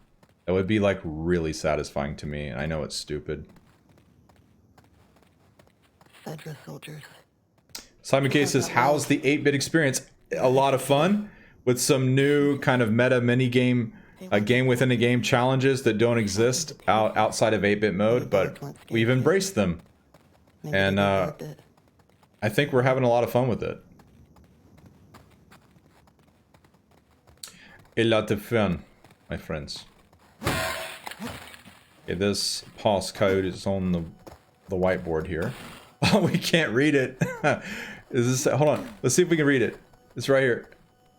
86072, right? 86072, I think that says. Let's try it. It amuses me how hard it is.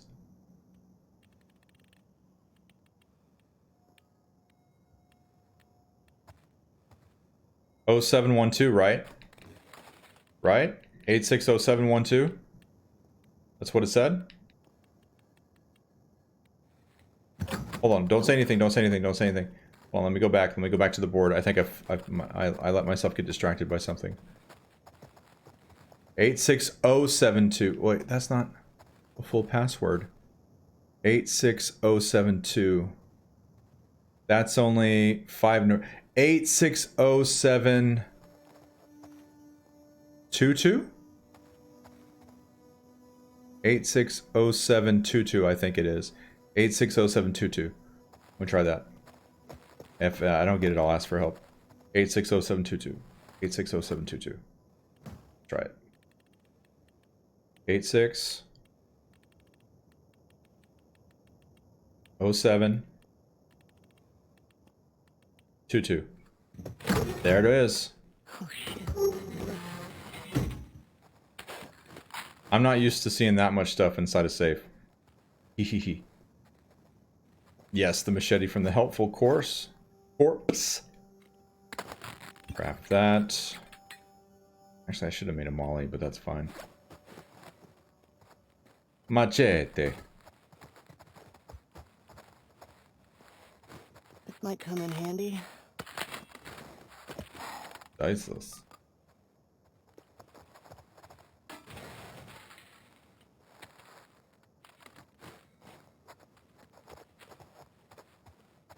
All right. Into the parking garage we go. Elevatron. Parking garage. Well, the gas is in there, right? Oh, that's what the note said. Well, let's get down there.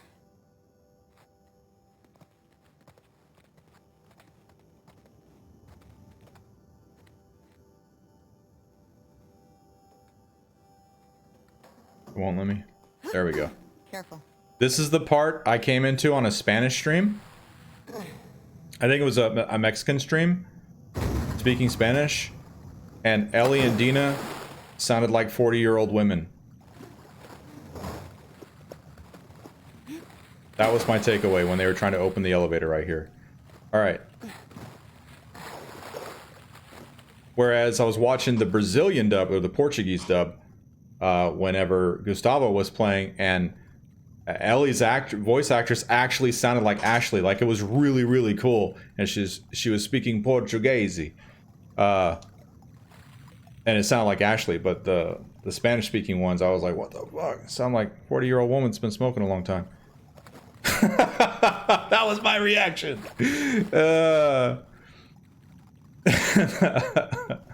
It's like, hey Dina, come give me a hand with this. Oh shit. All right.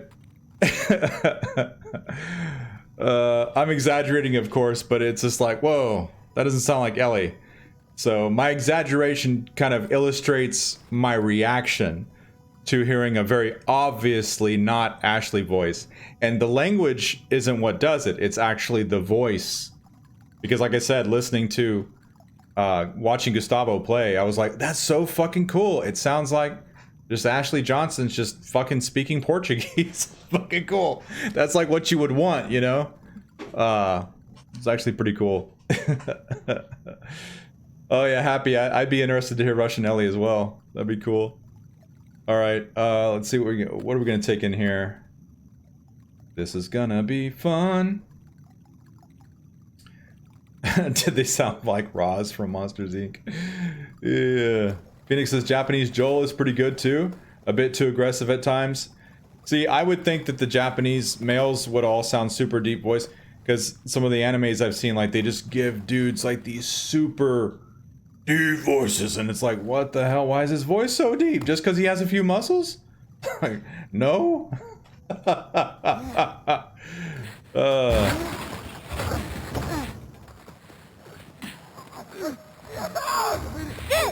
Oh shit. Okay, she shot that one. Can't see him.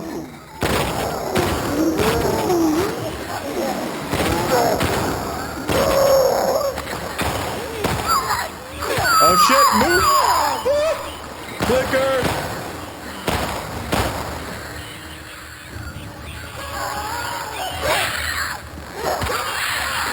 Whee!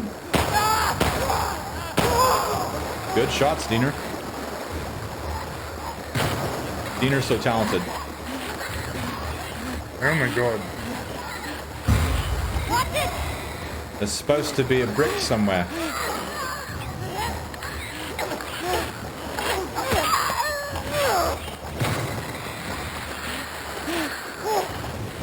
Should be a brick on this cop car. There it is. Where is she?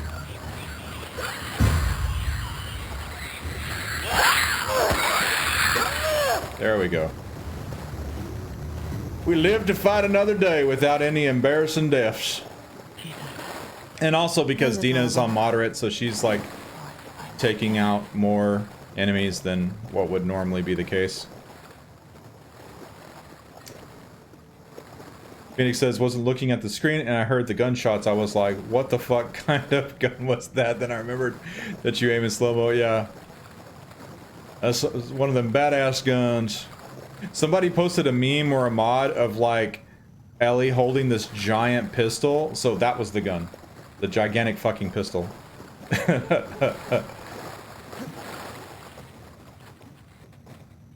Happy says, I think that if The Last of Us was in a foreign language, I'd prefer to just watch the subtitles and original audio. So Happy, that would be like, let's say that that Ghost of Tsushima was developed by a Japanese, a complete Japanese firm, and the game was meant to be completely in Japanese, like the and all that kind of stuff. I would absolutely have played it that way. I would have absolutely, you know, played it in, you know, Nihongo or whatever, and just had English subtitles. Because like when I watch Crouching Tiger, Hidden Dragon, I do not watch that with English dubs at all. You miss everything. You miss all the nuance in their performance and their acting. I watch it with English subtitles. So I know it's Chinese, so it doesn't matter. You know, any foreign film, I watch it in the original language with English subtitles on. You just lose a spirit. You just lose the spirit of it, you know. In my personal opinion, and people have different reasons for turning on same language dubs, and I'm not criticizing that, because all of our brains are different. Some people, it would just be too taxing to try and be reading, and you know what I mean. We're all different, so much respect to people that turn that type of stuff on. You know, we're all looking for something differently, and all of our minds work differently. So, you know, you do you in all things. So this is not a criticism. It's absolutely just my personal preference when it comes to that type of thing. Phoenix says, if I'm watching a movie or a show, I watch it in the OG language with subs. Games are a bit different because I need to pay a whole lot more attention and don't want to miss out on potential information. Played Sekiro in English. Gotcha. See, and that makes perfect sense. 100%.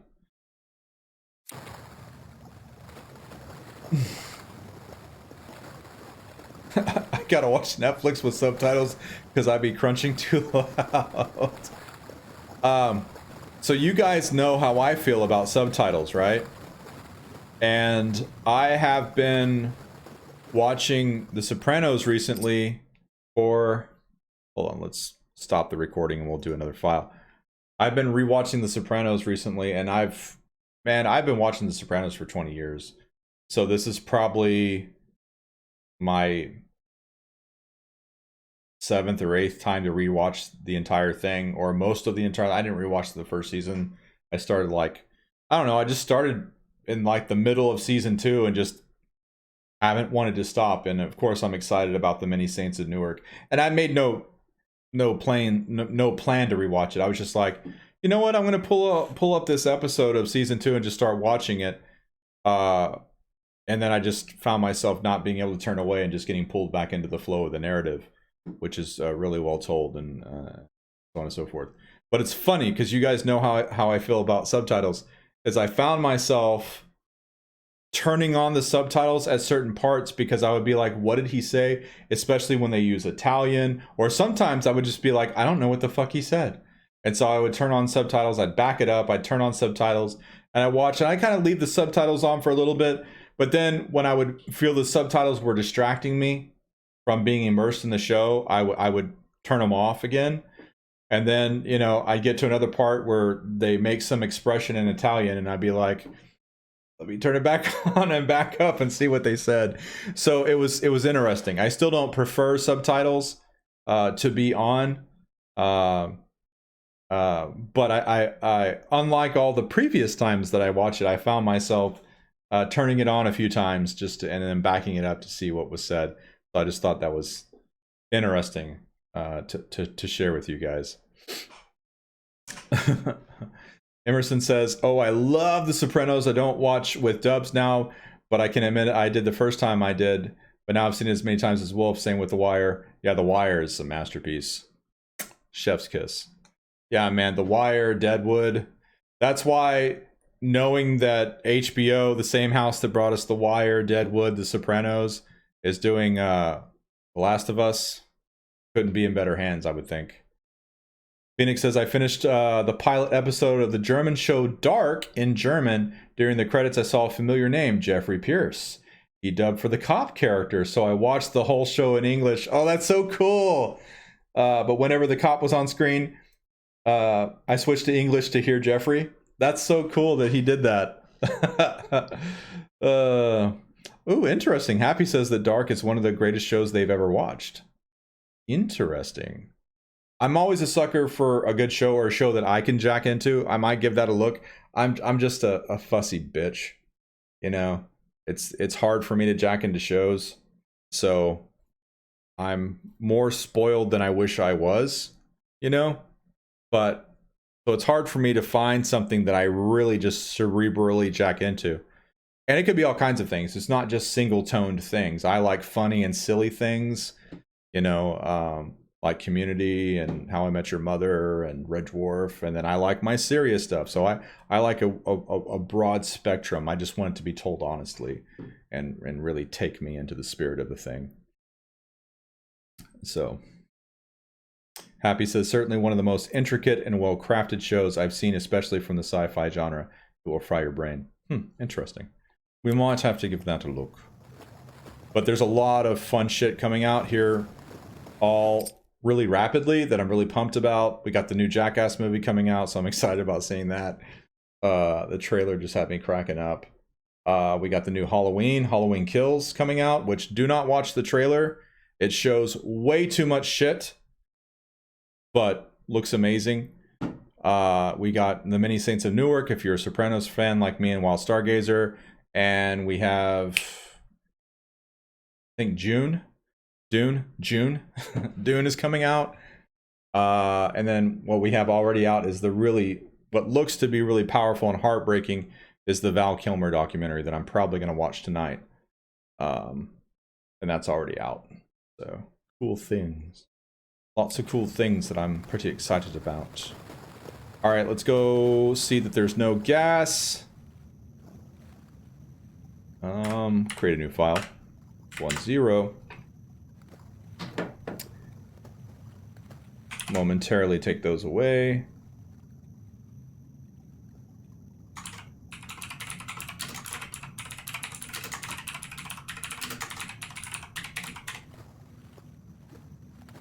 There we go.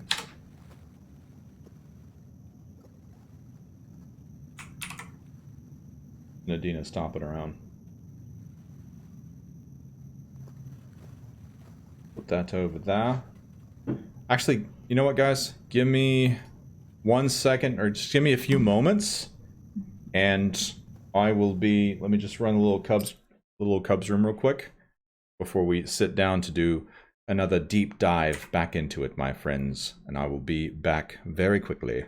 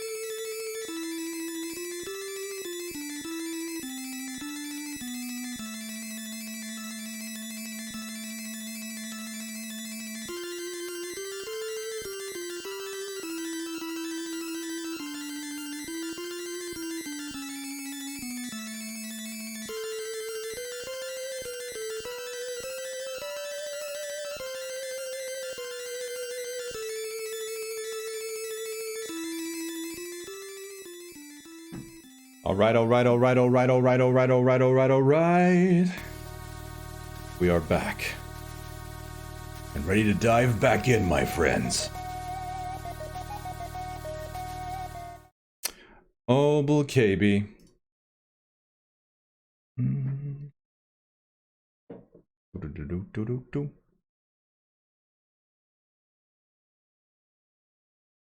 Go. Got a nice little beverage to continue this downtown portion with. Cheers to the chat. Much love. Happy says, I haven't watched the trailer for Halloween Kills. Don't do it.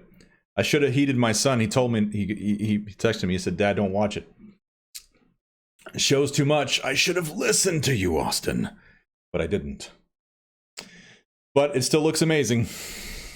You guys know me, I don't like spoilers, but I felt the trailer was extremely spoilery. So. Alright, let's go confirm the lack of gas. Here's our gas.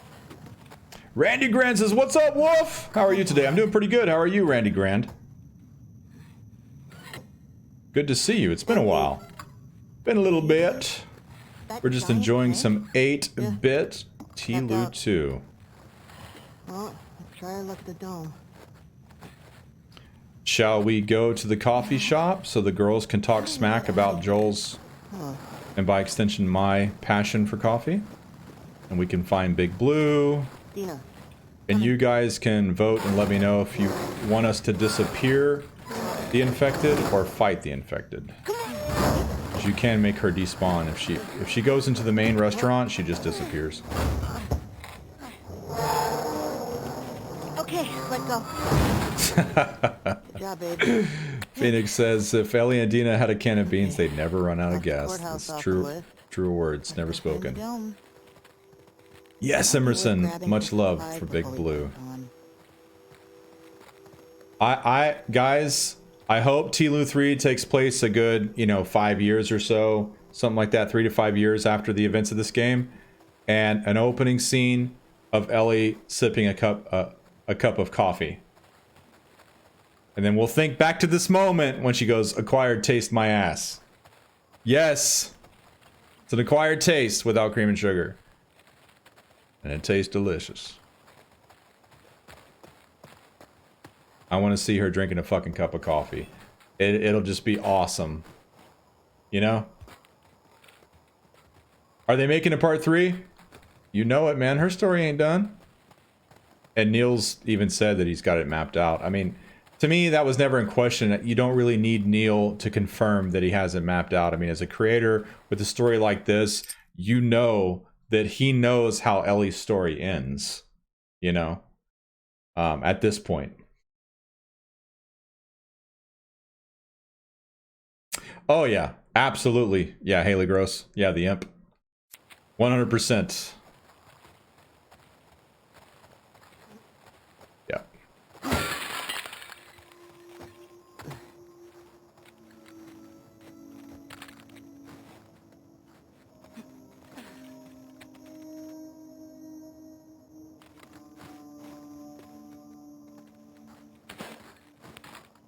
Wasn't Joel all about coffee?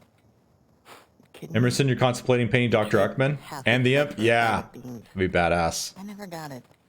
Yeah, I love your Big Blue, my spirit animal. Thank you. Aminal? My spirit aminal. Yeah.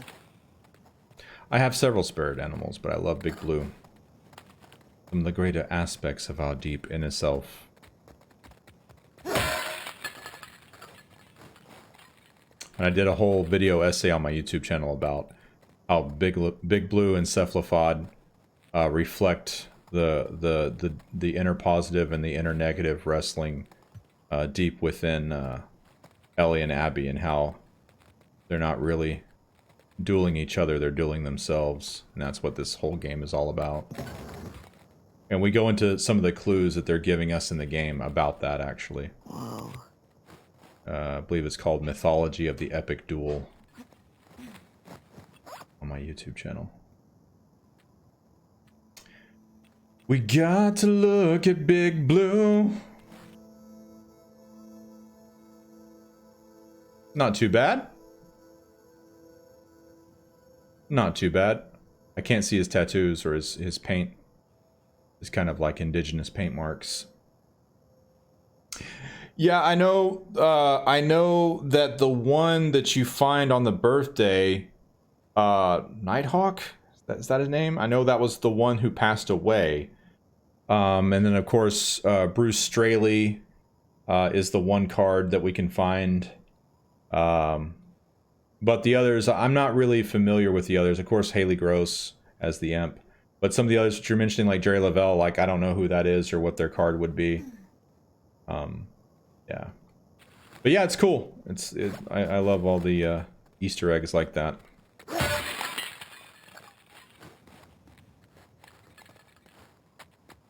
Happy ad says Dr. Octman and the imp standing back to back in a cute cheesy pose. Yes, that would be kick-ass. Alright, let's go get the Barco's key.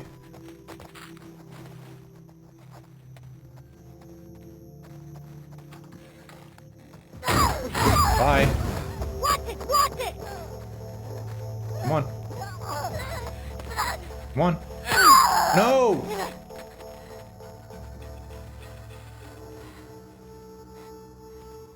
You okay? No, you killed my infected, How do Dina. I get inside these places? Oh no. I hate that shit.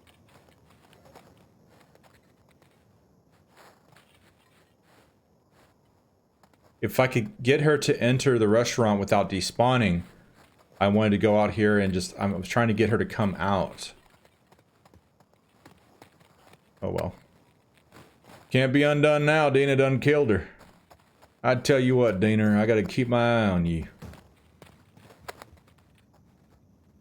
What's this? It says barcodes on it. What do you think it's Somebody for? fucking exploded Let's keep an eye out. in this stall. Might be worth checking out. Dina, get out of that nasty stall, girl. Dina. Dina, get out. Girl, come on. Come on, Dana. Come on. Dana, what are you doing, girl? Come on. Thank you.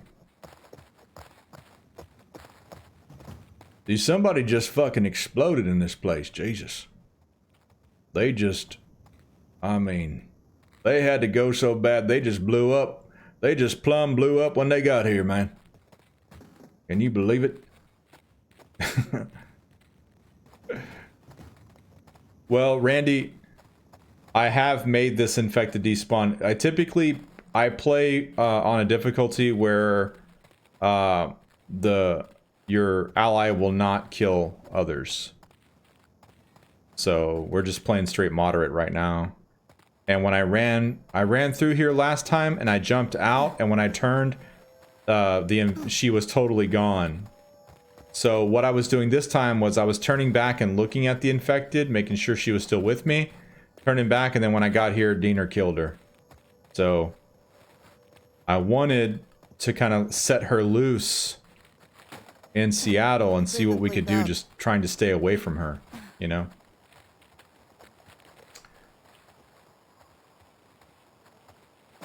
So that was the goal there, but she killed her. Alright, so let's go. We're gonna save the Peaceful out here, at least. It's weird being in a QZ and not hearing trucks. Or gunfire and explosions. My sister always avoided QZs. That's probably why.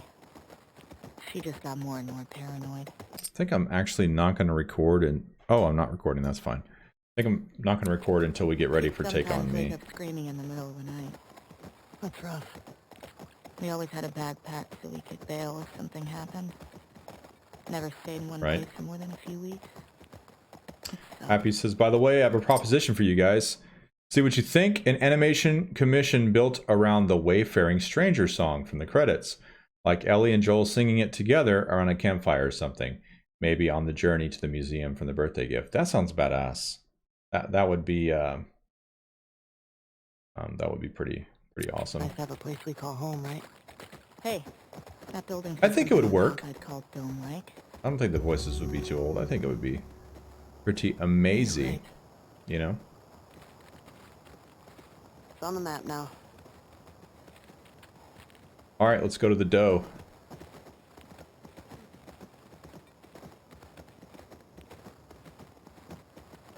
fuel distribution. Here we go. Tried to secure the shit out of this place.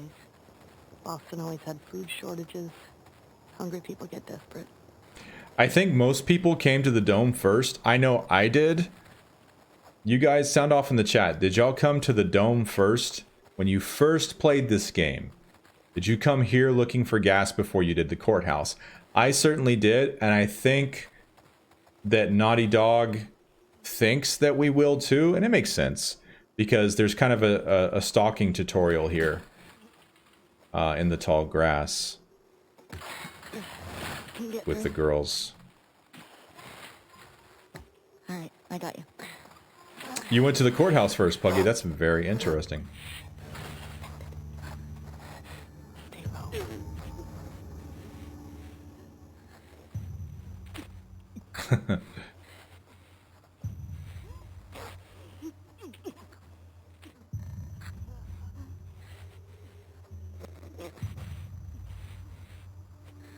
Went to the dome first, Phoenix? Yeah, me too. Oh, she seen me? Put all the ketchup all over her hands.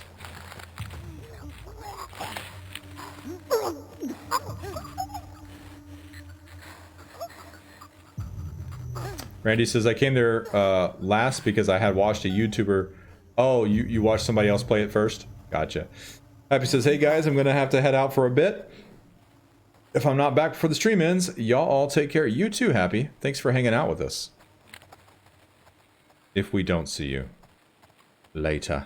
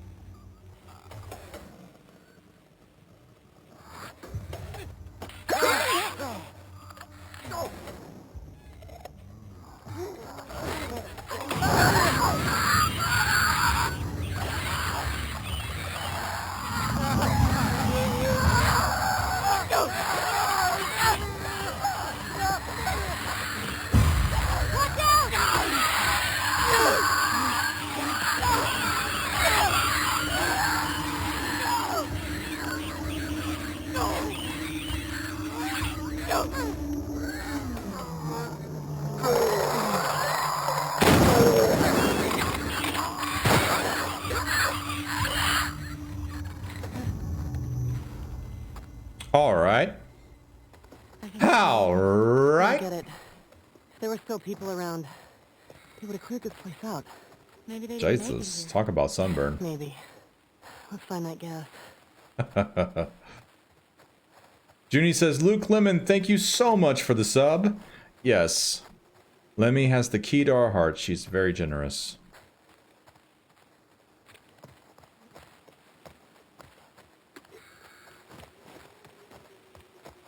I think I heard a crow cawing in the distance, and it sounded like an infected in 8-bit audio.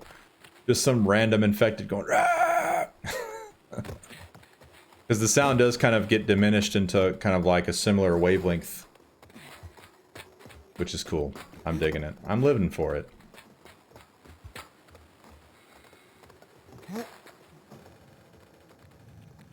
Here we go. At least the pigeons still sound like pigeons. Hey, Ellie. This place is a synagogue. How can you tell? Wow. One, You can't really hear the bonus dialogue sound effect. And two, I didn't burst into flames just now, so... Burst into flames? It's just a dumb joke. Oh, unlike your other ones? You shut it. Ellie, you're so mean. Jesus Christ.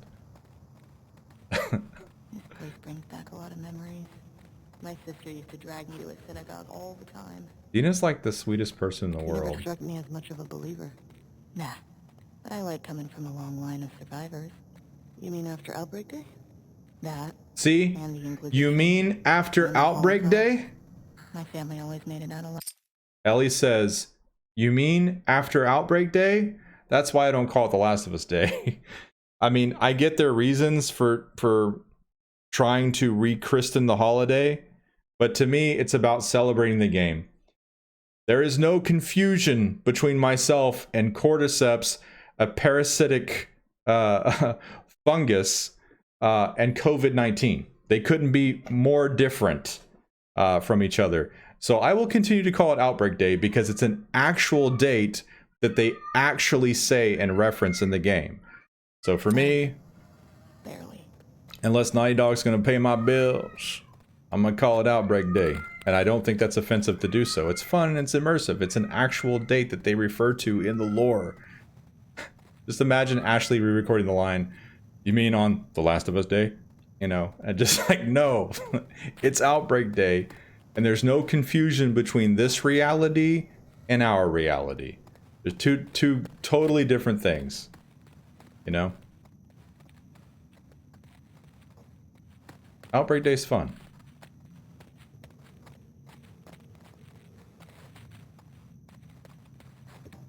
Yeah. Yeah, the verbiage is even different, Puggy.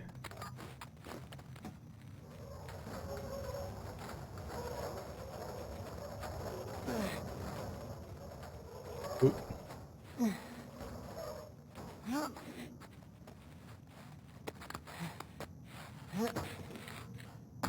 Found the gas.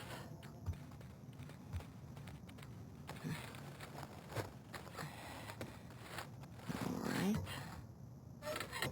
Oh, hell yeah. Hell yeah. Language. This is a house of worship. We got some gas. Oh, fuck yeah. Okay.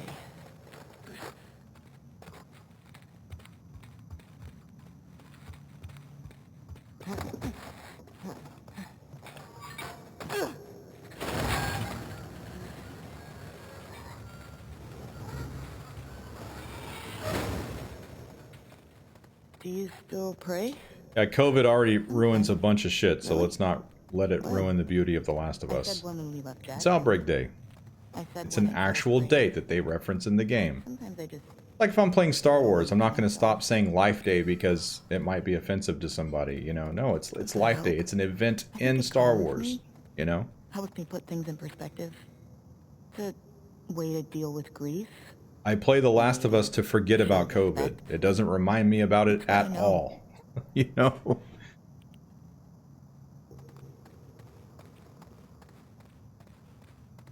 All right.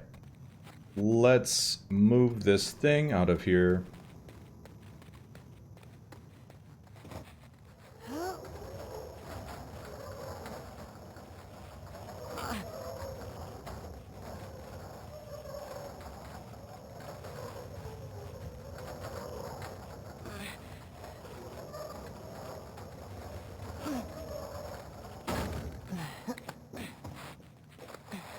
This way.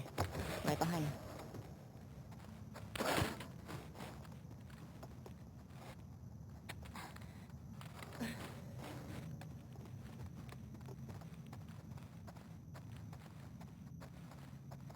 Tora. What's this? Hey, you can still see what it is. That's pretty The cool. what? Scripture. It's like a Jewish Bible. Phoenix says, I remember some people saying that they had a tough time playing the game because of the pandemic. The one we used. I personally didn't think about the pandemic that much, maybe once in a while. All right. When I saw a poster saying, wash your hands and wear a mask, but that's it. Just chuck everything. I mean, people, there's so many of us, there's people that have a problem with everything, man. I don't see it personally. Couldn't be more different from COVID. Hey, what are you doing? You know? Bet I can get to the other balcony with this. Okay. Ellie, careful. It's okay. It's holding. And if we change every single thing because somebody might have an issue with it, I mean, we're gonna have a very generic line of things to enjoy. Nothing to it. Come on, Nina. Right.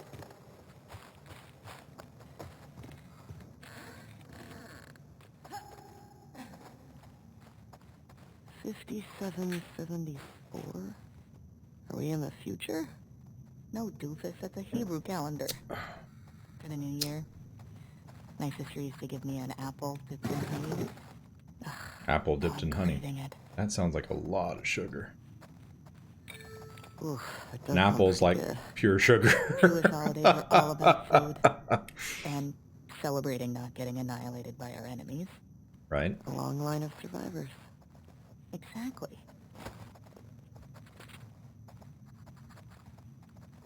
A long line of survivors. I hope you got where you were going. Vic says, I do agree with that. Let things be different and weird and sometimes flawed. Yeah, and don't get me wrong. Yeah, I mean, there's ways to be offensive and to not be cognizant of things. And, you know, for instance, one of my favorite games, Hunt Showdown, recently introduced indigenous people, Native Americans. And I loved the post that they made. They made this beautiful, articulate post about kind of balancing a whole bunch of things when you do something like this. You introduce Native Americans, and you want to avoid all the offensive things, you know, the cowboy and Indian tropes, and you want to be mindful and respectful of things. I thought it was such a beautiful post. So yes, there absolutely are circumstances and ways to respectfully approach things, but stuff like changing Outbreak Day and calling it The Last of Us just annoys me. You know, so there, to me, it's just like anything else in life. There is a balance. There's a time to do things, and there is a time to not do things. And when you're a corporation, and you trust me, as somebody who used to be in management, when you're a corporation and you ask legal or HR or whatever, they're always going to err on the side of protecting the company, even if there's really no viable threat. Well, yeah. If there's a question, yeah, change it. Yeah. Just do more work than you need to, because that makes our job easier. You know, they're always going to err on the side of protecting, even if the threat is like next to nothing. You know, yeah. Do have, you know, all of your employees do 3 times the work because it'll protect the company. You know, have us fill out all these unnecessary forms and do all this unnecessary crap because legal said we should, just on the off chance that there's some issue. You see that a lot. You know. Okay. Gate. What? There's an outbreak day? Guess I'm not going to play The Last of Us anymore. I mean, what the fuck? You know, I was going to play it, but, you know, since you have this, like, in-game lore holiday that you celebrate and you're calling it Outbreak Day, nah, that's where I draw the fucking line. I mean, just like, what? I don't know, man. Sometimes, you know, it's just, there's a time and a place for things. I don't think changing Outbreak Day's name was one of those times, you know? Onward, Shimmer. Shit. How you doing back there? Getting homesick? It's a good thing you guys changed the name of that holiday. Same. Because, you know, I was rolling up my sleeves. You know, I've always I was getting this online petition ready. You know. So it's a good thing you changed the name of that. I don't know. Shit, I like the man. idea of real space. Sounds lonely. Only if you're doing it alone. Okay. So are we gonna, like, raise sheep and milk cows? Are you making fun of me? Aw, No. It actually sounds kind of nice. does Really? sound kind of nice. It's the dream. Really? Randy Grant says, okay, so I was on a World Scout Jamboree. That's cool. In 2019. Excuse me. And the theme on the whole scout camp was Unlock a New World. And some months later, it became World Lockdown due to Corona.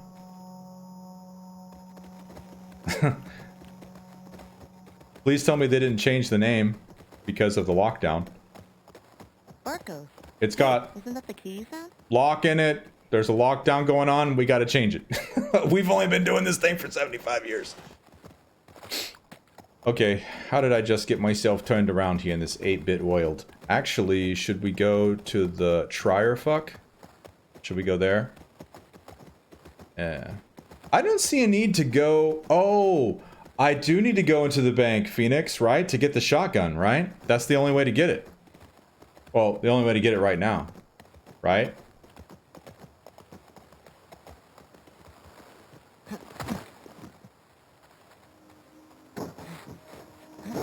A whole new Easy world. jump, don't worry.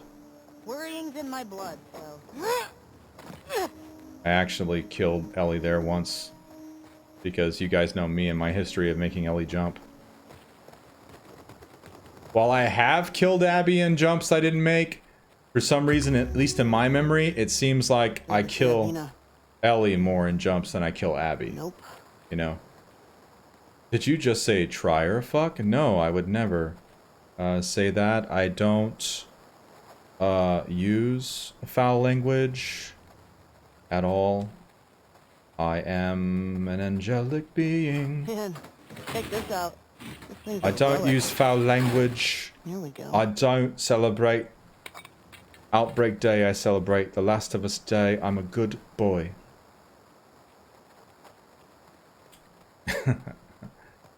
A new fantastico point of view. No, I like it. I like the fantastique. I like the autocorrect. Phoenix says, if you don't get it here, it's in the door you have to pass through in the TV station. Ellie will pick it up there. Okay. That's cool to know, Phoenix. I did not know that, I don't think. So... in the TV station. I don't think we need the shotgun, do we? If you celebrate Outbreak Day, you're going to hell. Jesus, it's about to get really hot here.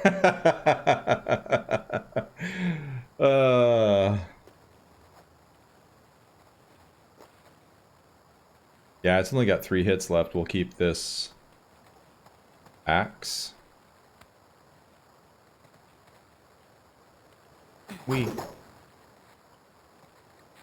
And we'll go down. Ellie? Yeah? Do you know what you're doing? I think so. I love Dina, man. She's like 100% safety conscious, except when it comes to safety standing in between her and her weed. Then she'll just grab a glass jar. The girls have no eye protection on at all. And she'll just slam it down on the ground. Oh, shit. Phoenix says, but yeah, definitely get it here. And the holster at Barco's, right? Get the holster.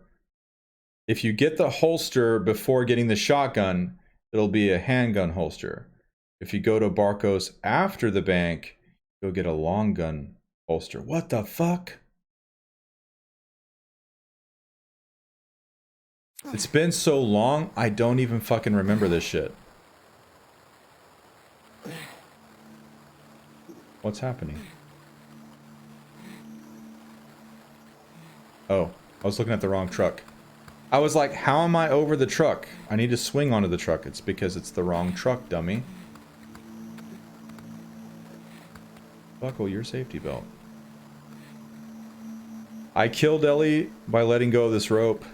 Even though it does not look like a fall that would kill her, she will die. Got it. Nice one. On my way. There's actually shit in here now. Unlike... looks like a dog bone, but it's actually a snack pack, a candy bar. Oh, you know what, guys? We haven't upgraded Ellie at all. Alright, so it's been forever and a day since I've upgraded the girls at all. So, I don't even know where to begin. Suggestions? Okay. Suggestions on what to upgrade first. Oh, well, I guess I even forgot that you start at the top of a line and then you go down. It's been so long. I've been playing New Game Plus, girls fully upgraded for a long time. Randy says, listen.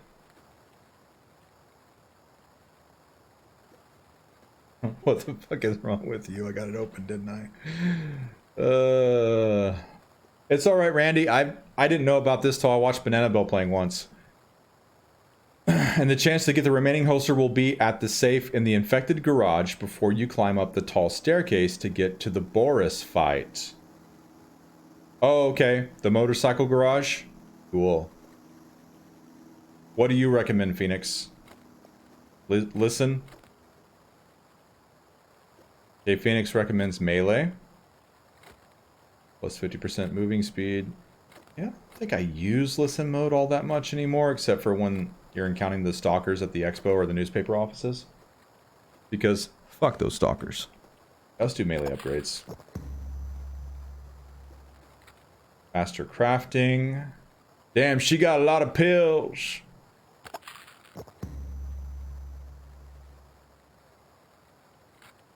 Smoke bombs. Ooh. Then we get health kits, increased health. Okay, let's do this. This does stand in between us and increased health. Ellie Belly needs her health. Dude, we had a lot of fucking points to spend that we hadn't spent, guys. Holy shit. Crazy. I sell hardcore drugs.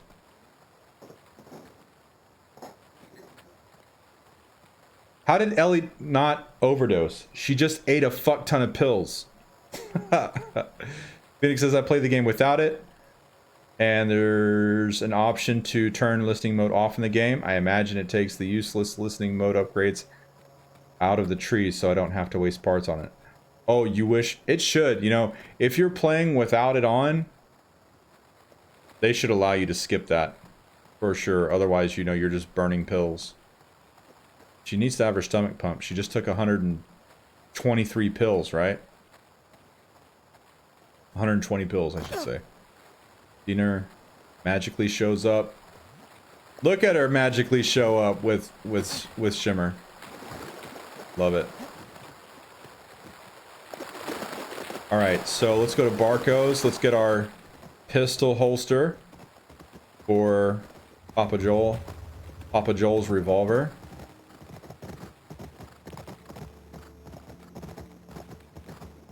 She ate more? That's a lot of fucking pills.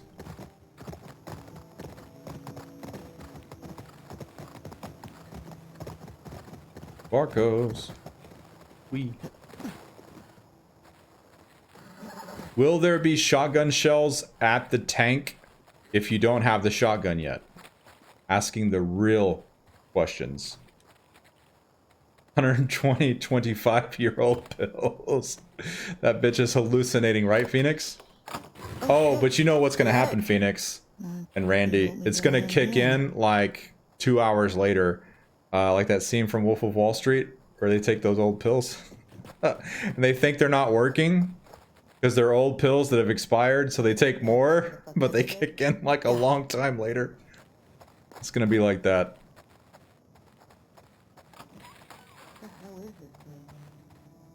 Bear your fangs. WLF something. What is that? WLF propaganda? Just gonna tell us about the Ravens. In New Mexico, we had these guys called the Ravens. Protectors of the Constitution, they called themselves. Okay. Well, you What know, was their deal? Phoenix, I don't care about not getting the shell. So, as an educational moment, let's go there first Great dudes. and Yikes. confirm Yeah. whether it's there or not. You know, that way we know, like, hey, if you want the shotgun shells, go to the bank first, get the shotty. So we'll do that after we leave Barco's. The last thing we'll do is take on me. These are plans to hit a Fedra convoy. Place must be old. Yeah. I don't think anybody's been here in years. We could take a look.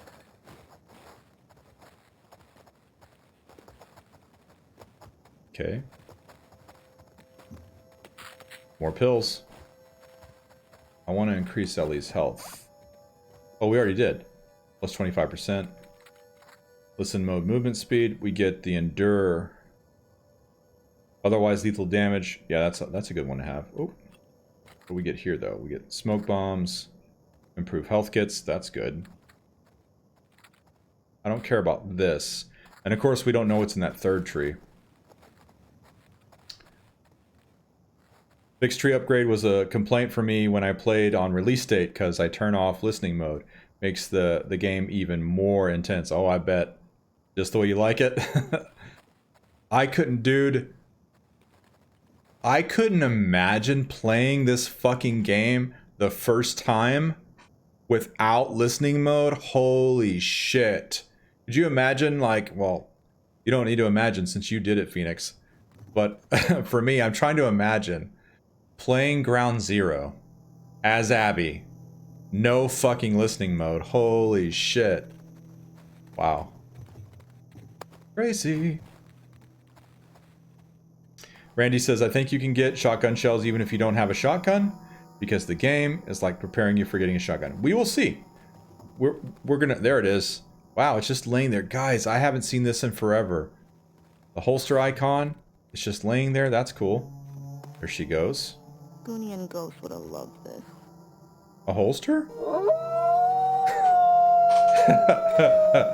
A new follower. Mel Burger! Thank you for the follow. Who? Excuse me. Says, first time catching you live. Really enjoy your YouTube stuff, man. Keep it up. Cheers to you, Mel Burger. They didn't Mel seem to Berger. agree with us, so. My apologies if I'm butchering the name, but cheers to you. You have any pets? Nah, it's never really. It's a nightmare without listening mode? Oh, I can well imagine. Nice little creature to take. Especially those fucking stalkers. Alright, deal. Especially those fucking stalkers. Now we got the revolver. Cool. Let's craft a molly. There we go. Let's craft another molly. Let's craft another molly. There we go. I think we're ready.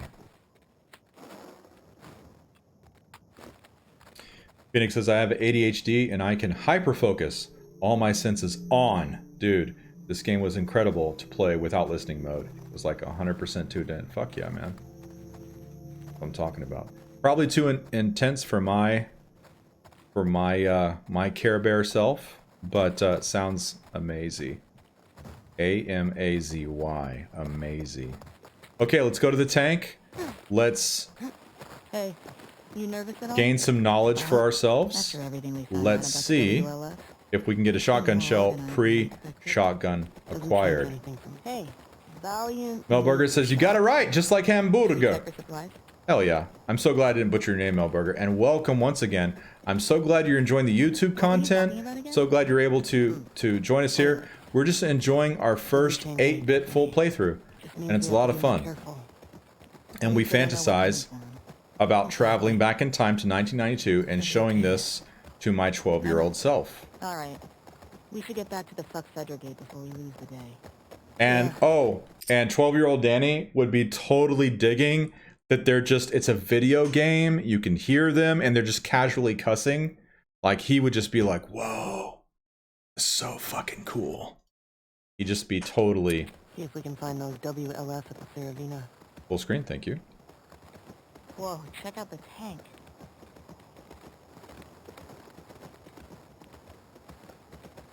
Because 17-year-old Danny was blown away by the first anime he ever saw, which was Akira. The fact that it had, like, one brief nude scene and so much gore and cussing was just like... You know, this is pre-internet, this is, you know, all that kind of stuff. It was just kind of mind-blowing. I've never seen Let's one open of it up. Yikes. These There's a guys had a bad day. Yep, What is it? you just got the shotgun shells. Not how I'd want to go out. Alright. So we can get the shotgun Like those shells. astronauts. What are you talking about? One of the early moon missions, there was an electrical fire and the astronauts burned up in their capsule. Well, at least they died for something worthwhile. Exactly. She's talking about Guys were Mercury. just assholes killed by other assholes. Gus Grissom and all them. Oh yeah, Rocco, like when he saw the boobs in Duke, yeah. Shake it, baby. Right? Phoenix says, I had to learn to recognize which wall stalkers would jump by eyesight?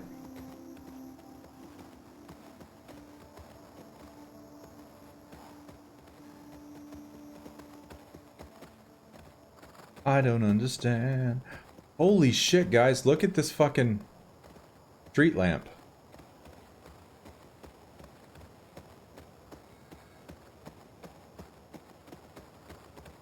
This little street lamp I never noticed before.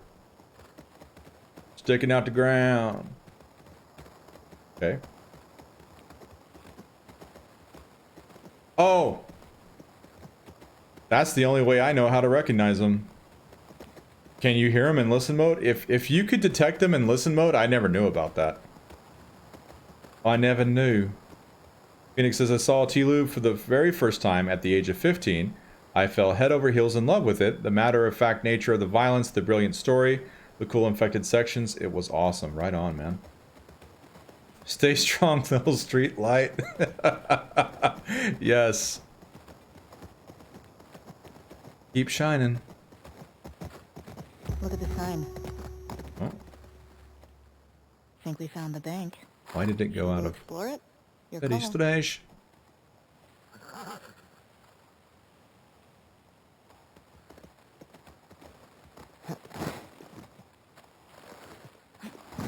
So the girls are going into this partially collapsed building. No. That's a big hell to the gnaw. Get Reverend Bullwinkle out here to sing the song. Hell to the no, to the no, no, no. I would not be going into a partially fucking collapsed building. No. This is cool. Never. And like a holy shit, we might get crushed in a way. Never in 1,000 years. Probably been like this for years. It's not gonna collapse today. I think. Not a fan. I'm with Dina. Get the fuck out of here, man. Hell to the no. To the no, no, no. Hell no. Alright, so... What are we gonna do? They're wearing body armor, too. Fucking sucks. We have the revolver. Something down there flashing. Probably not of too much use to us. Let's use the mollies. They're in pain. I want to bail on this.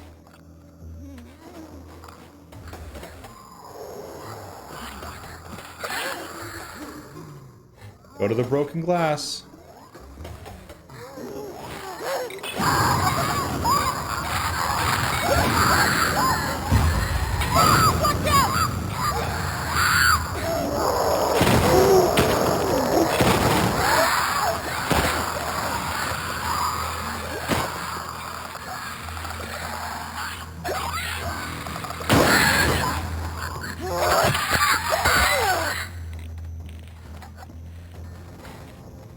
Jesus. Okay. That's all of them. God. Well, So much found the violence. bank. What's with the body armor? They don't look like soldiers. Yeah. Not sure. Soldados.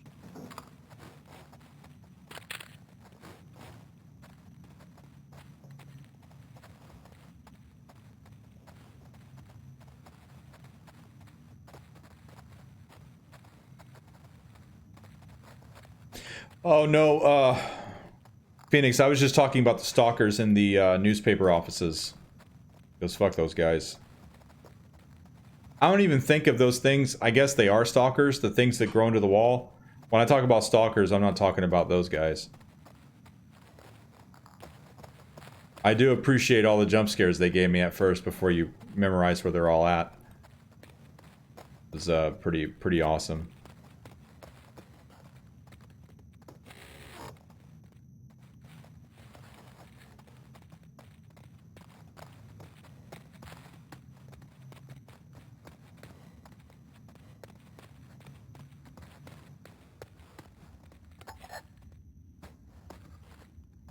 There we go. I think these body armor guys were trying to rob the bank. Great things from humble beginnings, It's right? like that movie. Which one? The one with the surfer bank robbers. See, I don't like that they dance around the movie names. Just name drop the movie. You can legally name drop the movie. You know what I mean? You could say Point Break. Joel can later on say Jurassic Park. It reminds me that I'm playing a game when they dance around it. And it's more organic if they just say it, which you can say. There's no legal recourse to name dropping a real film. You know, you can absolutely name drop a real film in the game. So every time they dance around the subject, I'm like, oh yeah, I'm playing a video game. You know, like say she's like, I think point something, Point Break, you know, and then he should say fucking Jurassic Park and the birthday, you know. Oh yeah, love that movie.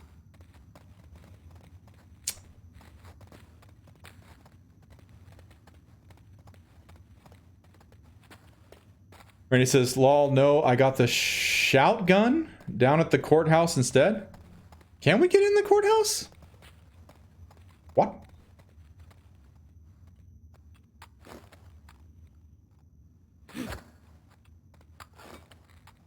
Wait, did I not get the shotgun? Doesn't he have the shotgun? Or is it inside the vault? Do we gotta go in the vault? Here we go. What's the vault combo, guys? Y'all remember?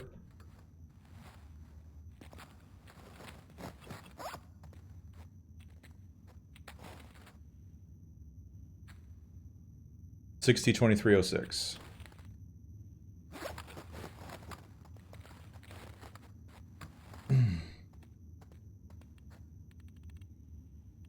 Thank you, Rocco.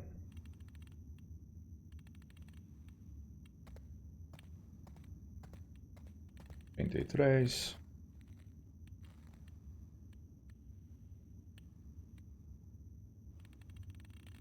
Oh my god. There we go. Got it. Oh. Hey Jack, what's up? Phoenix was sharing that we can get the shotgun at the TV station. Yes, I think you're right. That there's that she has to grab it from there.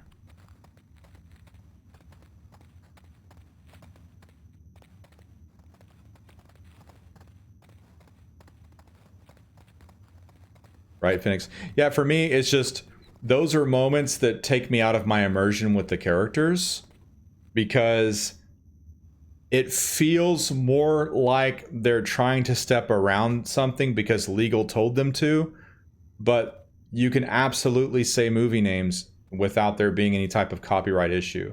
It's, you can say that. You can reference real things, that there's no legal recourse. So every time they dance around it when we all know what the answer is, it fucks with my immersion and takes me out of it and makes it seem purposefully danced around, when everything else about the dialogue is so organic. My brain buffers against this thing that does not feel organic because we don't talk that way. No one in real life talks that way. We would just say the name of the fucking show, you know? So for something that's commended in how organic it is, when you encounter these kind of artificial things, it's like my brain stutters a little bit, when otherwise I was just right there with you in the flow of just how textured and real it is. Because that shit ain't fucking real at all.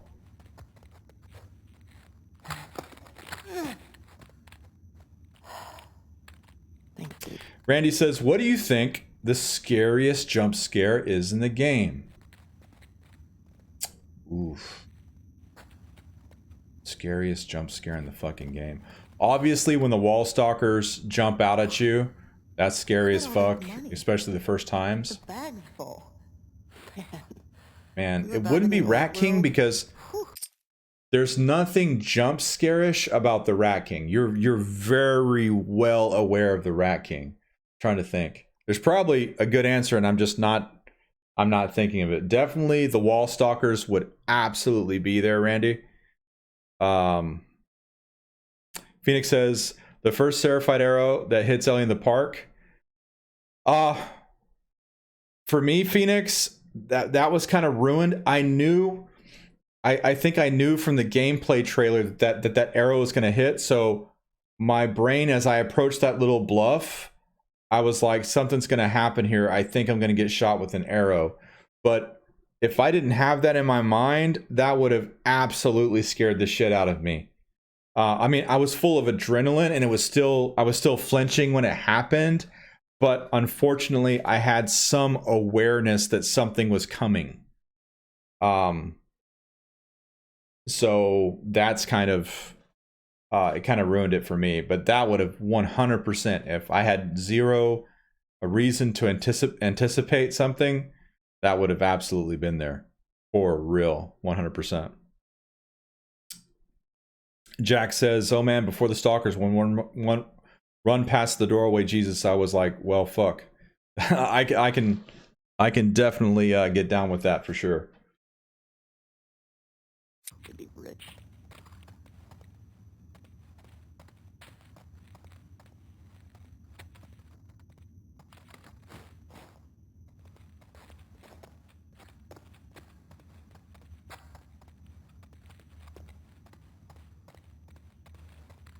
I also thought it would have been cool if this had been one of the, if the girls had been reacting more with the money, and for at least one of them, if not both of them, for this to be the first time they'd seen old world cash. That would have been believable and pretty cool. That would have been pretty nice. I was kind of surprised they didn't take that opportunity, you know? I was definitely, when you encounter the stalker in the bathroom at the expo and shit, that shit had me on edge. I was like, what the fuck? I think that was the biggest jump scare for me. When he jumps out, I think that was like a, oh fuck moment for me, big time. 100% adrenaline. Hold on guys. Somebody's trying to call me. Let me, just give me a moment. And I will be back here shortly, my friends.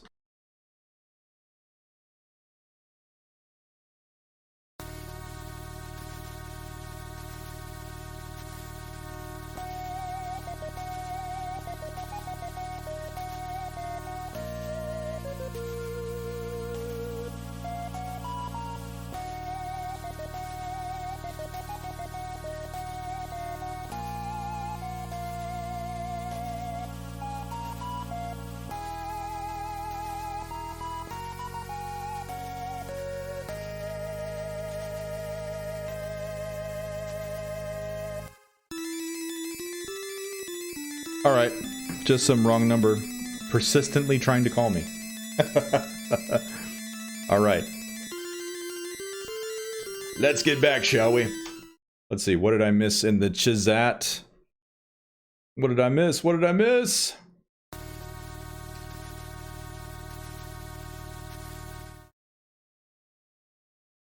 Randy says, yeah, the world quickly became the hell on earth when you have to go through the stalker areas. Yes. Jack says the clicker one with Abby going through a small space was the only one I predicted without knowing the game. Yeah, Jack, I felt the same, that something was about to come through right there as well. I think the game kind of sets us up to kind of anticipate that, maybe unintentionally, but it's just, we already know something's about to jump out at us. Phoenix says, I don't know, I feel like there'd be opportunities to see cash outside of here too. You might know this, but there is one wall stalker in Ellie's section of the game too. It's in a room in the sewers, accessible by diving in it. Yeah, it's in the bonus room. Yep, 100%. Yeah, I actually discovered that for the first time live on stream. One of the times I was streaming, I discovered it for the first time, and there were several other people that didn't know about it too. So, pretty cool. Our protection says, you look like Roger Clark. I look like Roger Clark? Well, thank you. He's a handsome man, so if you're saying I look like him, I'll take that as a compliment.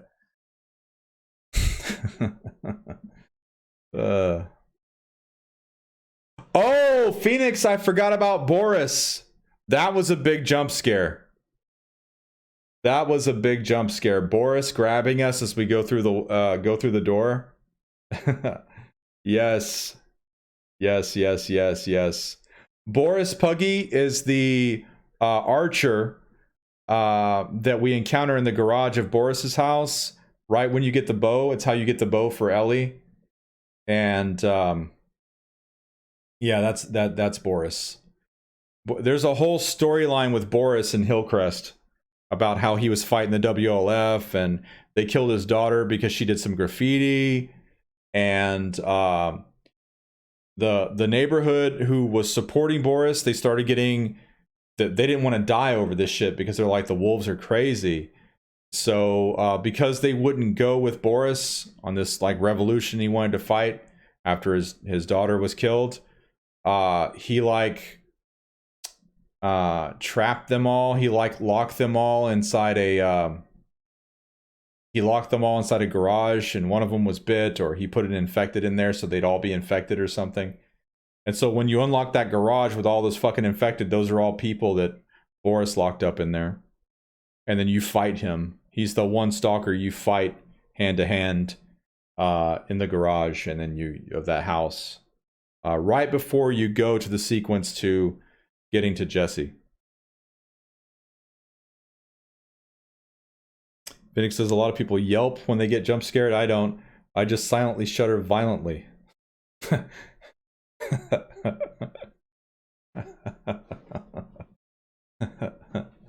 Boris is part 2's-ish. Yeah, okay. I'll take that. They're very different though. Very different. If you mean he's part 2's-ish by he's probably the most interesting little discovered story, then yes. I agree. Yes. All right, let's get back to this. Let's get back to the game, you guys.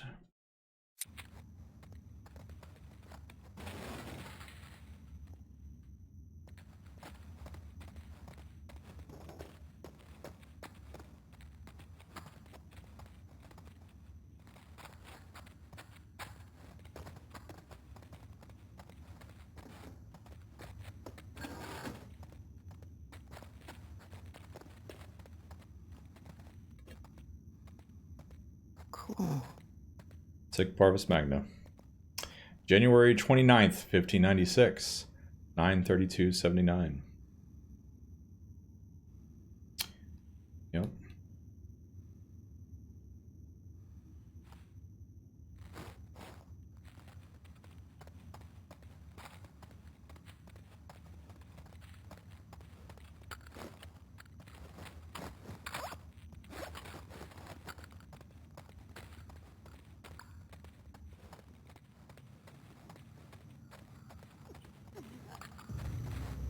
Yeah, I love how they retcon stalkers for this.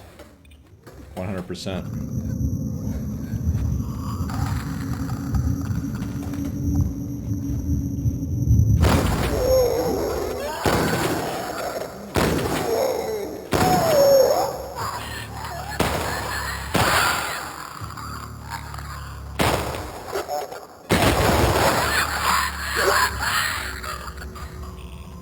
Jace Louise. I think we're done with this place. Agreed. You have the Uncharted 4 music in your head? It's pretty good. I need to go back and finish that game. I have not done so. I kind of got Uncharted burnout a little bit because I played Hey, if you like lived all in these the old Uncharted world, games practically we could back to buy back all to that back, equipment. so I kind of got burned I out. don't know. Maybe a big farmhouse? But you can get a farmhouse now. Okay. What would you get? A space shuttle? No, that's right. Your astronaut thing. Hey, it's cooler than a farmhouse. Farmhouse is way more practical.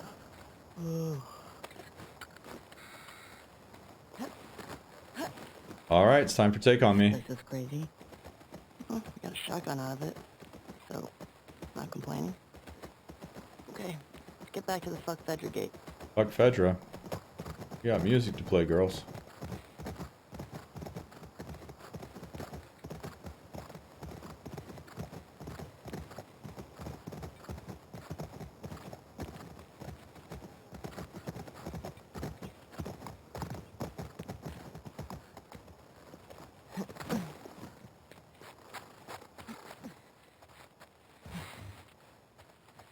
Alright, I wanted to record this part.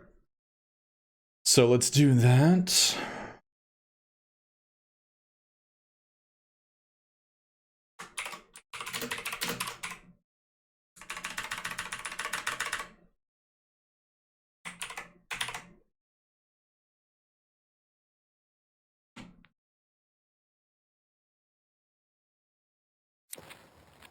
All right.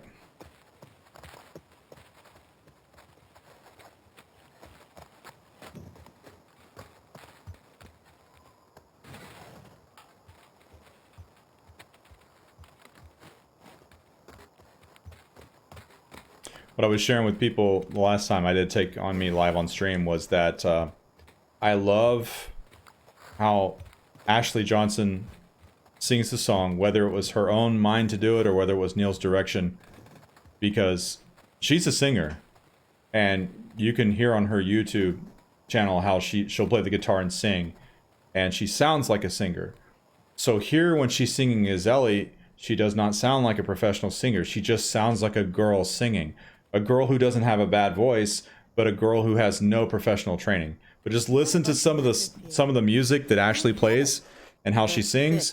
So she's actually singing and acting at the same time, which is really, really cool. I mean, it's Ellie singing and it's not Ashley singing.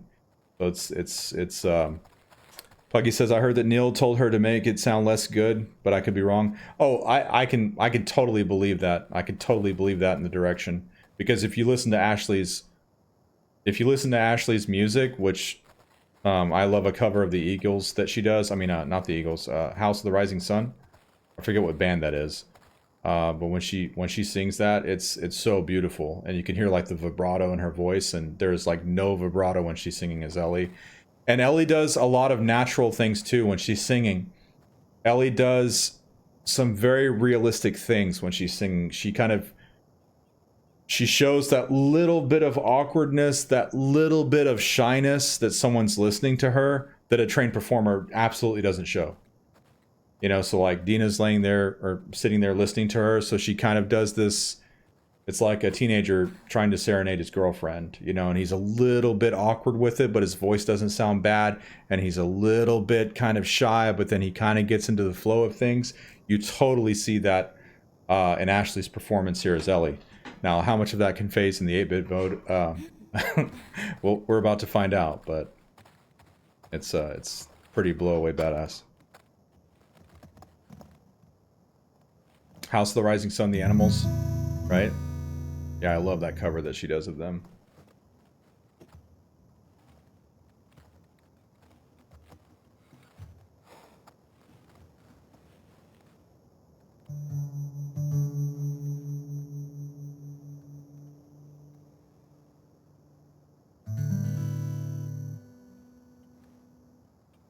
Oops.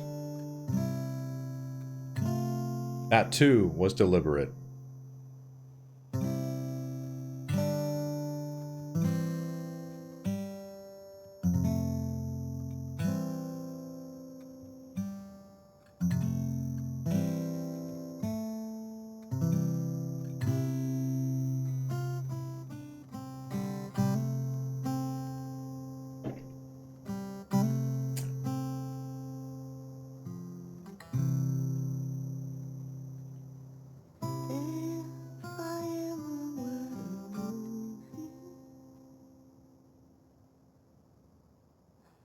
That. What was that? Nothing. Well, nothing sure sounds nice. Remember that night by the bonfire? Yeah.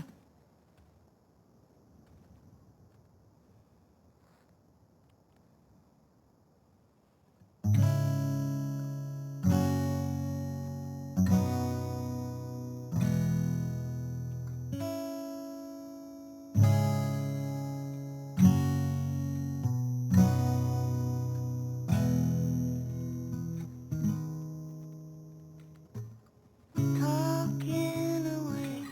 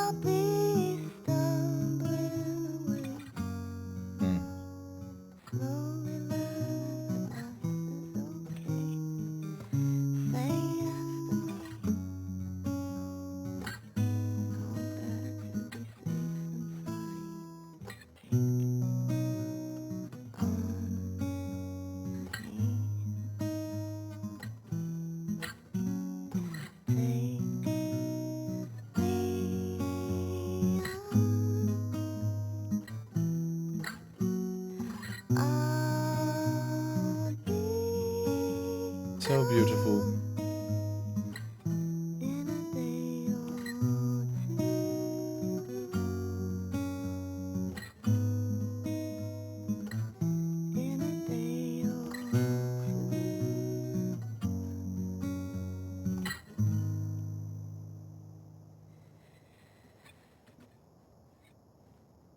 You should have kissed me then. I wanted to. Me too. Alright. We should keep moving. God, I love these characters so much. Oh my god. Oh my god. Phoenix says the bloody code at the hotel went upside down. The number kind of looks like it says Joel. Ooh. Similarly, in Uncharted 4, Nathan gets a Jeep and the numbers on the license plate kind of spell Elena. There's also a fish symbol with an R in it. This, Elena Fisher. Noticed this myself. Very cool. What you're saying about Uncharted 4 sounds familiar to me. When I was playing, the what I call the Calagaskar portion, which I loved in the Jeep, the Calagaskar portion. I think I remember people in chat pointing out the Elena thing to me. It may have been you, Phoenix. I can't remember. I kind of remember who it was. That's very cool about Joel. We'll have to check that out. We will definitely have to check that out. But I think here with us recording Take On Me and being more or less finished with the downtown portion is probably a wonderful place to conclude the stream, my friends. I've had an absolute blast hanging out with you guys here today. Lots of fun, great conversations, everything you guys have been sharing with me. Just the conversation, the back and forth about so many different things. And that's one of the things I really love about streaming, is just having great conversations with a lot of like-minded souls. We all have different opinions and different perspectives about things, and just sharing that with each other. It's also fun to discover some some interesting games within games with trying to figure out the main gate passcode and like how we can actually enter it in when you can't fucking see what's happening. Lots of cool shit. Phoenix says it probably was me. I remember watching that stream. Hell yeah. Rocco says, oh, one of the most famous Derp Dan moments. What was the Derp Dan moment, Rocco? I don't remember. You have to share. Yeah, Puggy, I'm with you. I never noticed the Joel thing, so we'll have to tomorrow when we go to open the safe at the hotel, we'll have to take a look at the combo and see if it indeed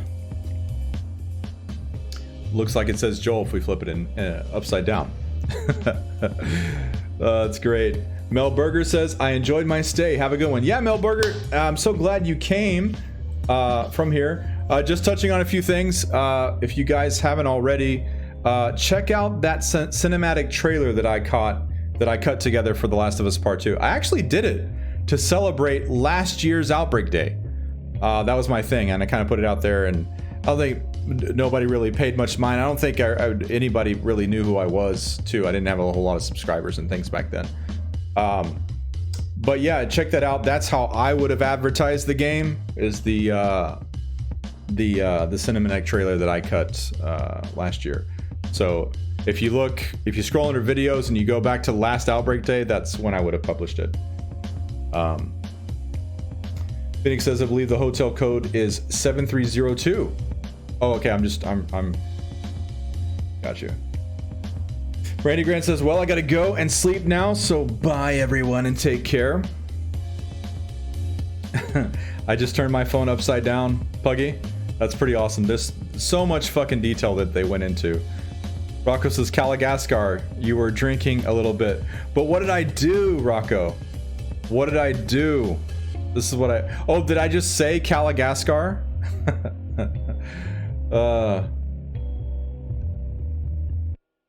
I thought I said Calagaskar because it reminded me of California and seemed like California when you're supposed to be in Madagascar. That's in my mind why I called it Calagaskar. But I could be wrong. Phoenix says, won't be here tomorrow, Wolf. Enjoy your stream. Will do. Much love to you, Phoenix, and everybody coming out to hang out. And, yeah, we'll do it again tomorrow. It'll be... I'm excited to see where it takes us. I'm excited to see what other games within games that we might encounter. To be... I'm excited. I'm excited for more, you know? I want more games within games. So, I can't wait to see what we didn't know would lurk within the game for us to discover and try to overcome. That's exactly it. We just derped you because you thought it was Cali. Oh. So did it just open up there and I was like, are we in California? That's great. Well, much love, you guys. Thanks for spending your time with me. Thanks for hanging out with me. And I hope to see many of you tomorrow. Much love, my friends.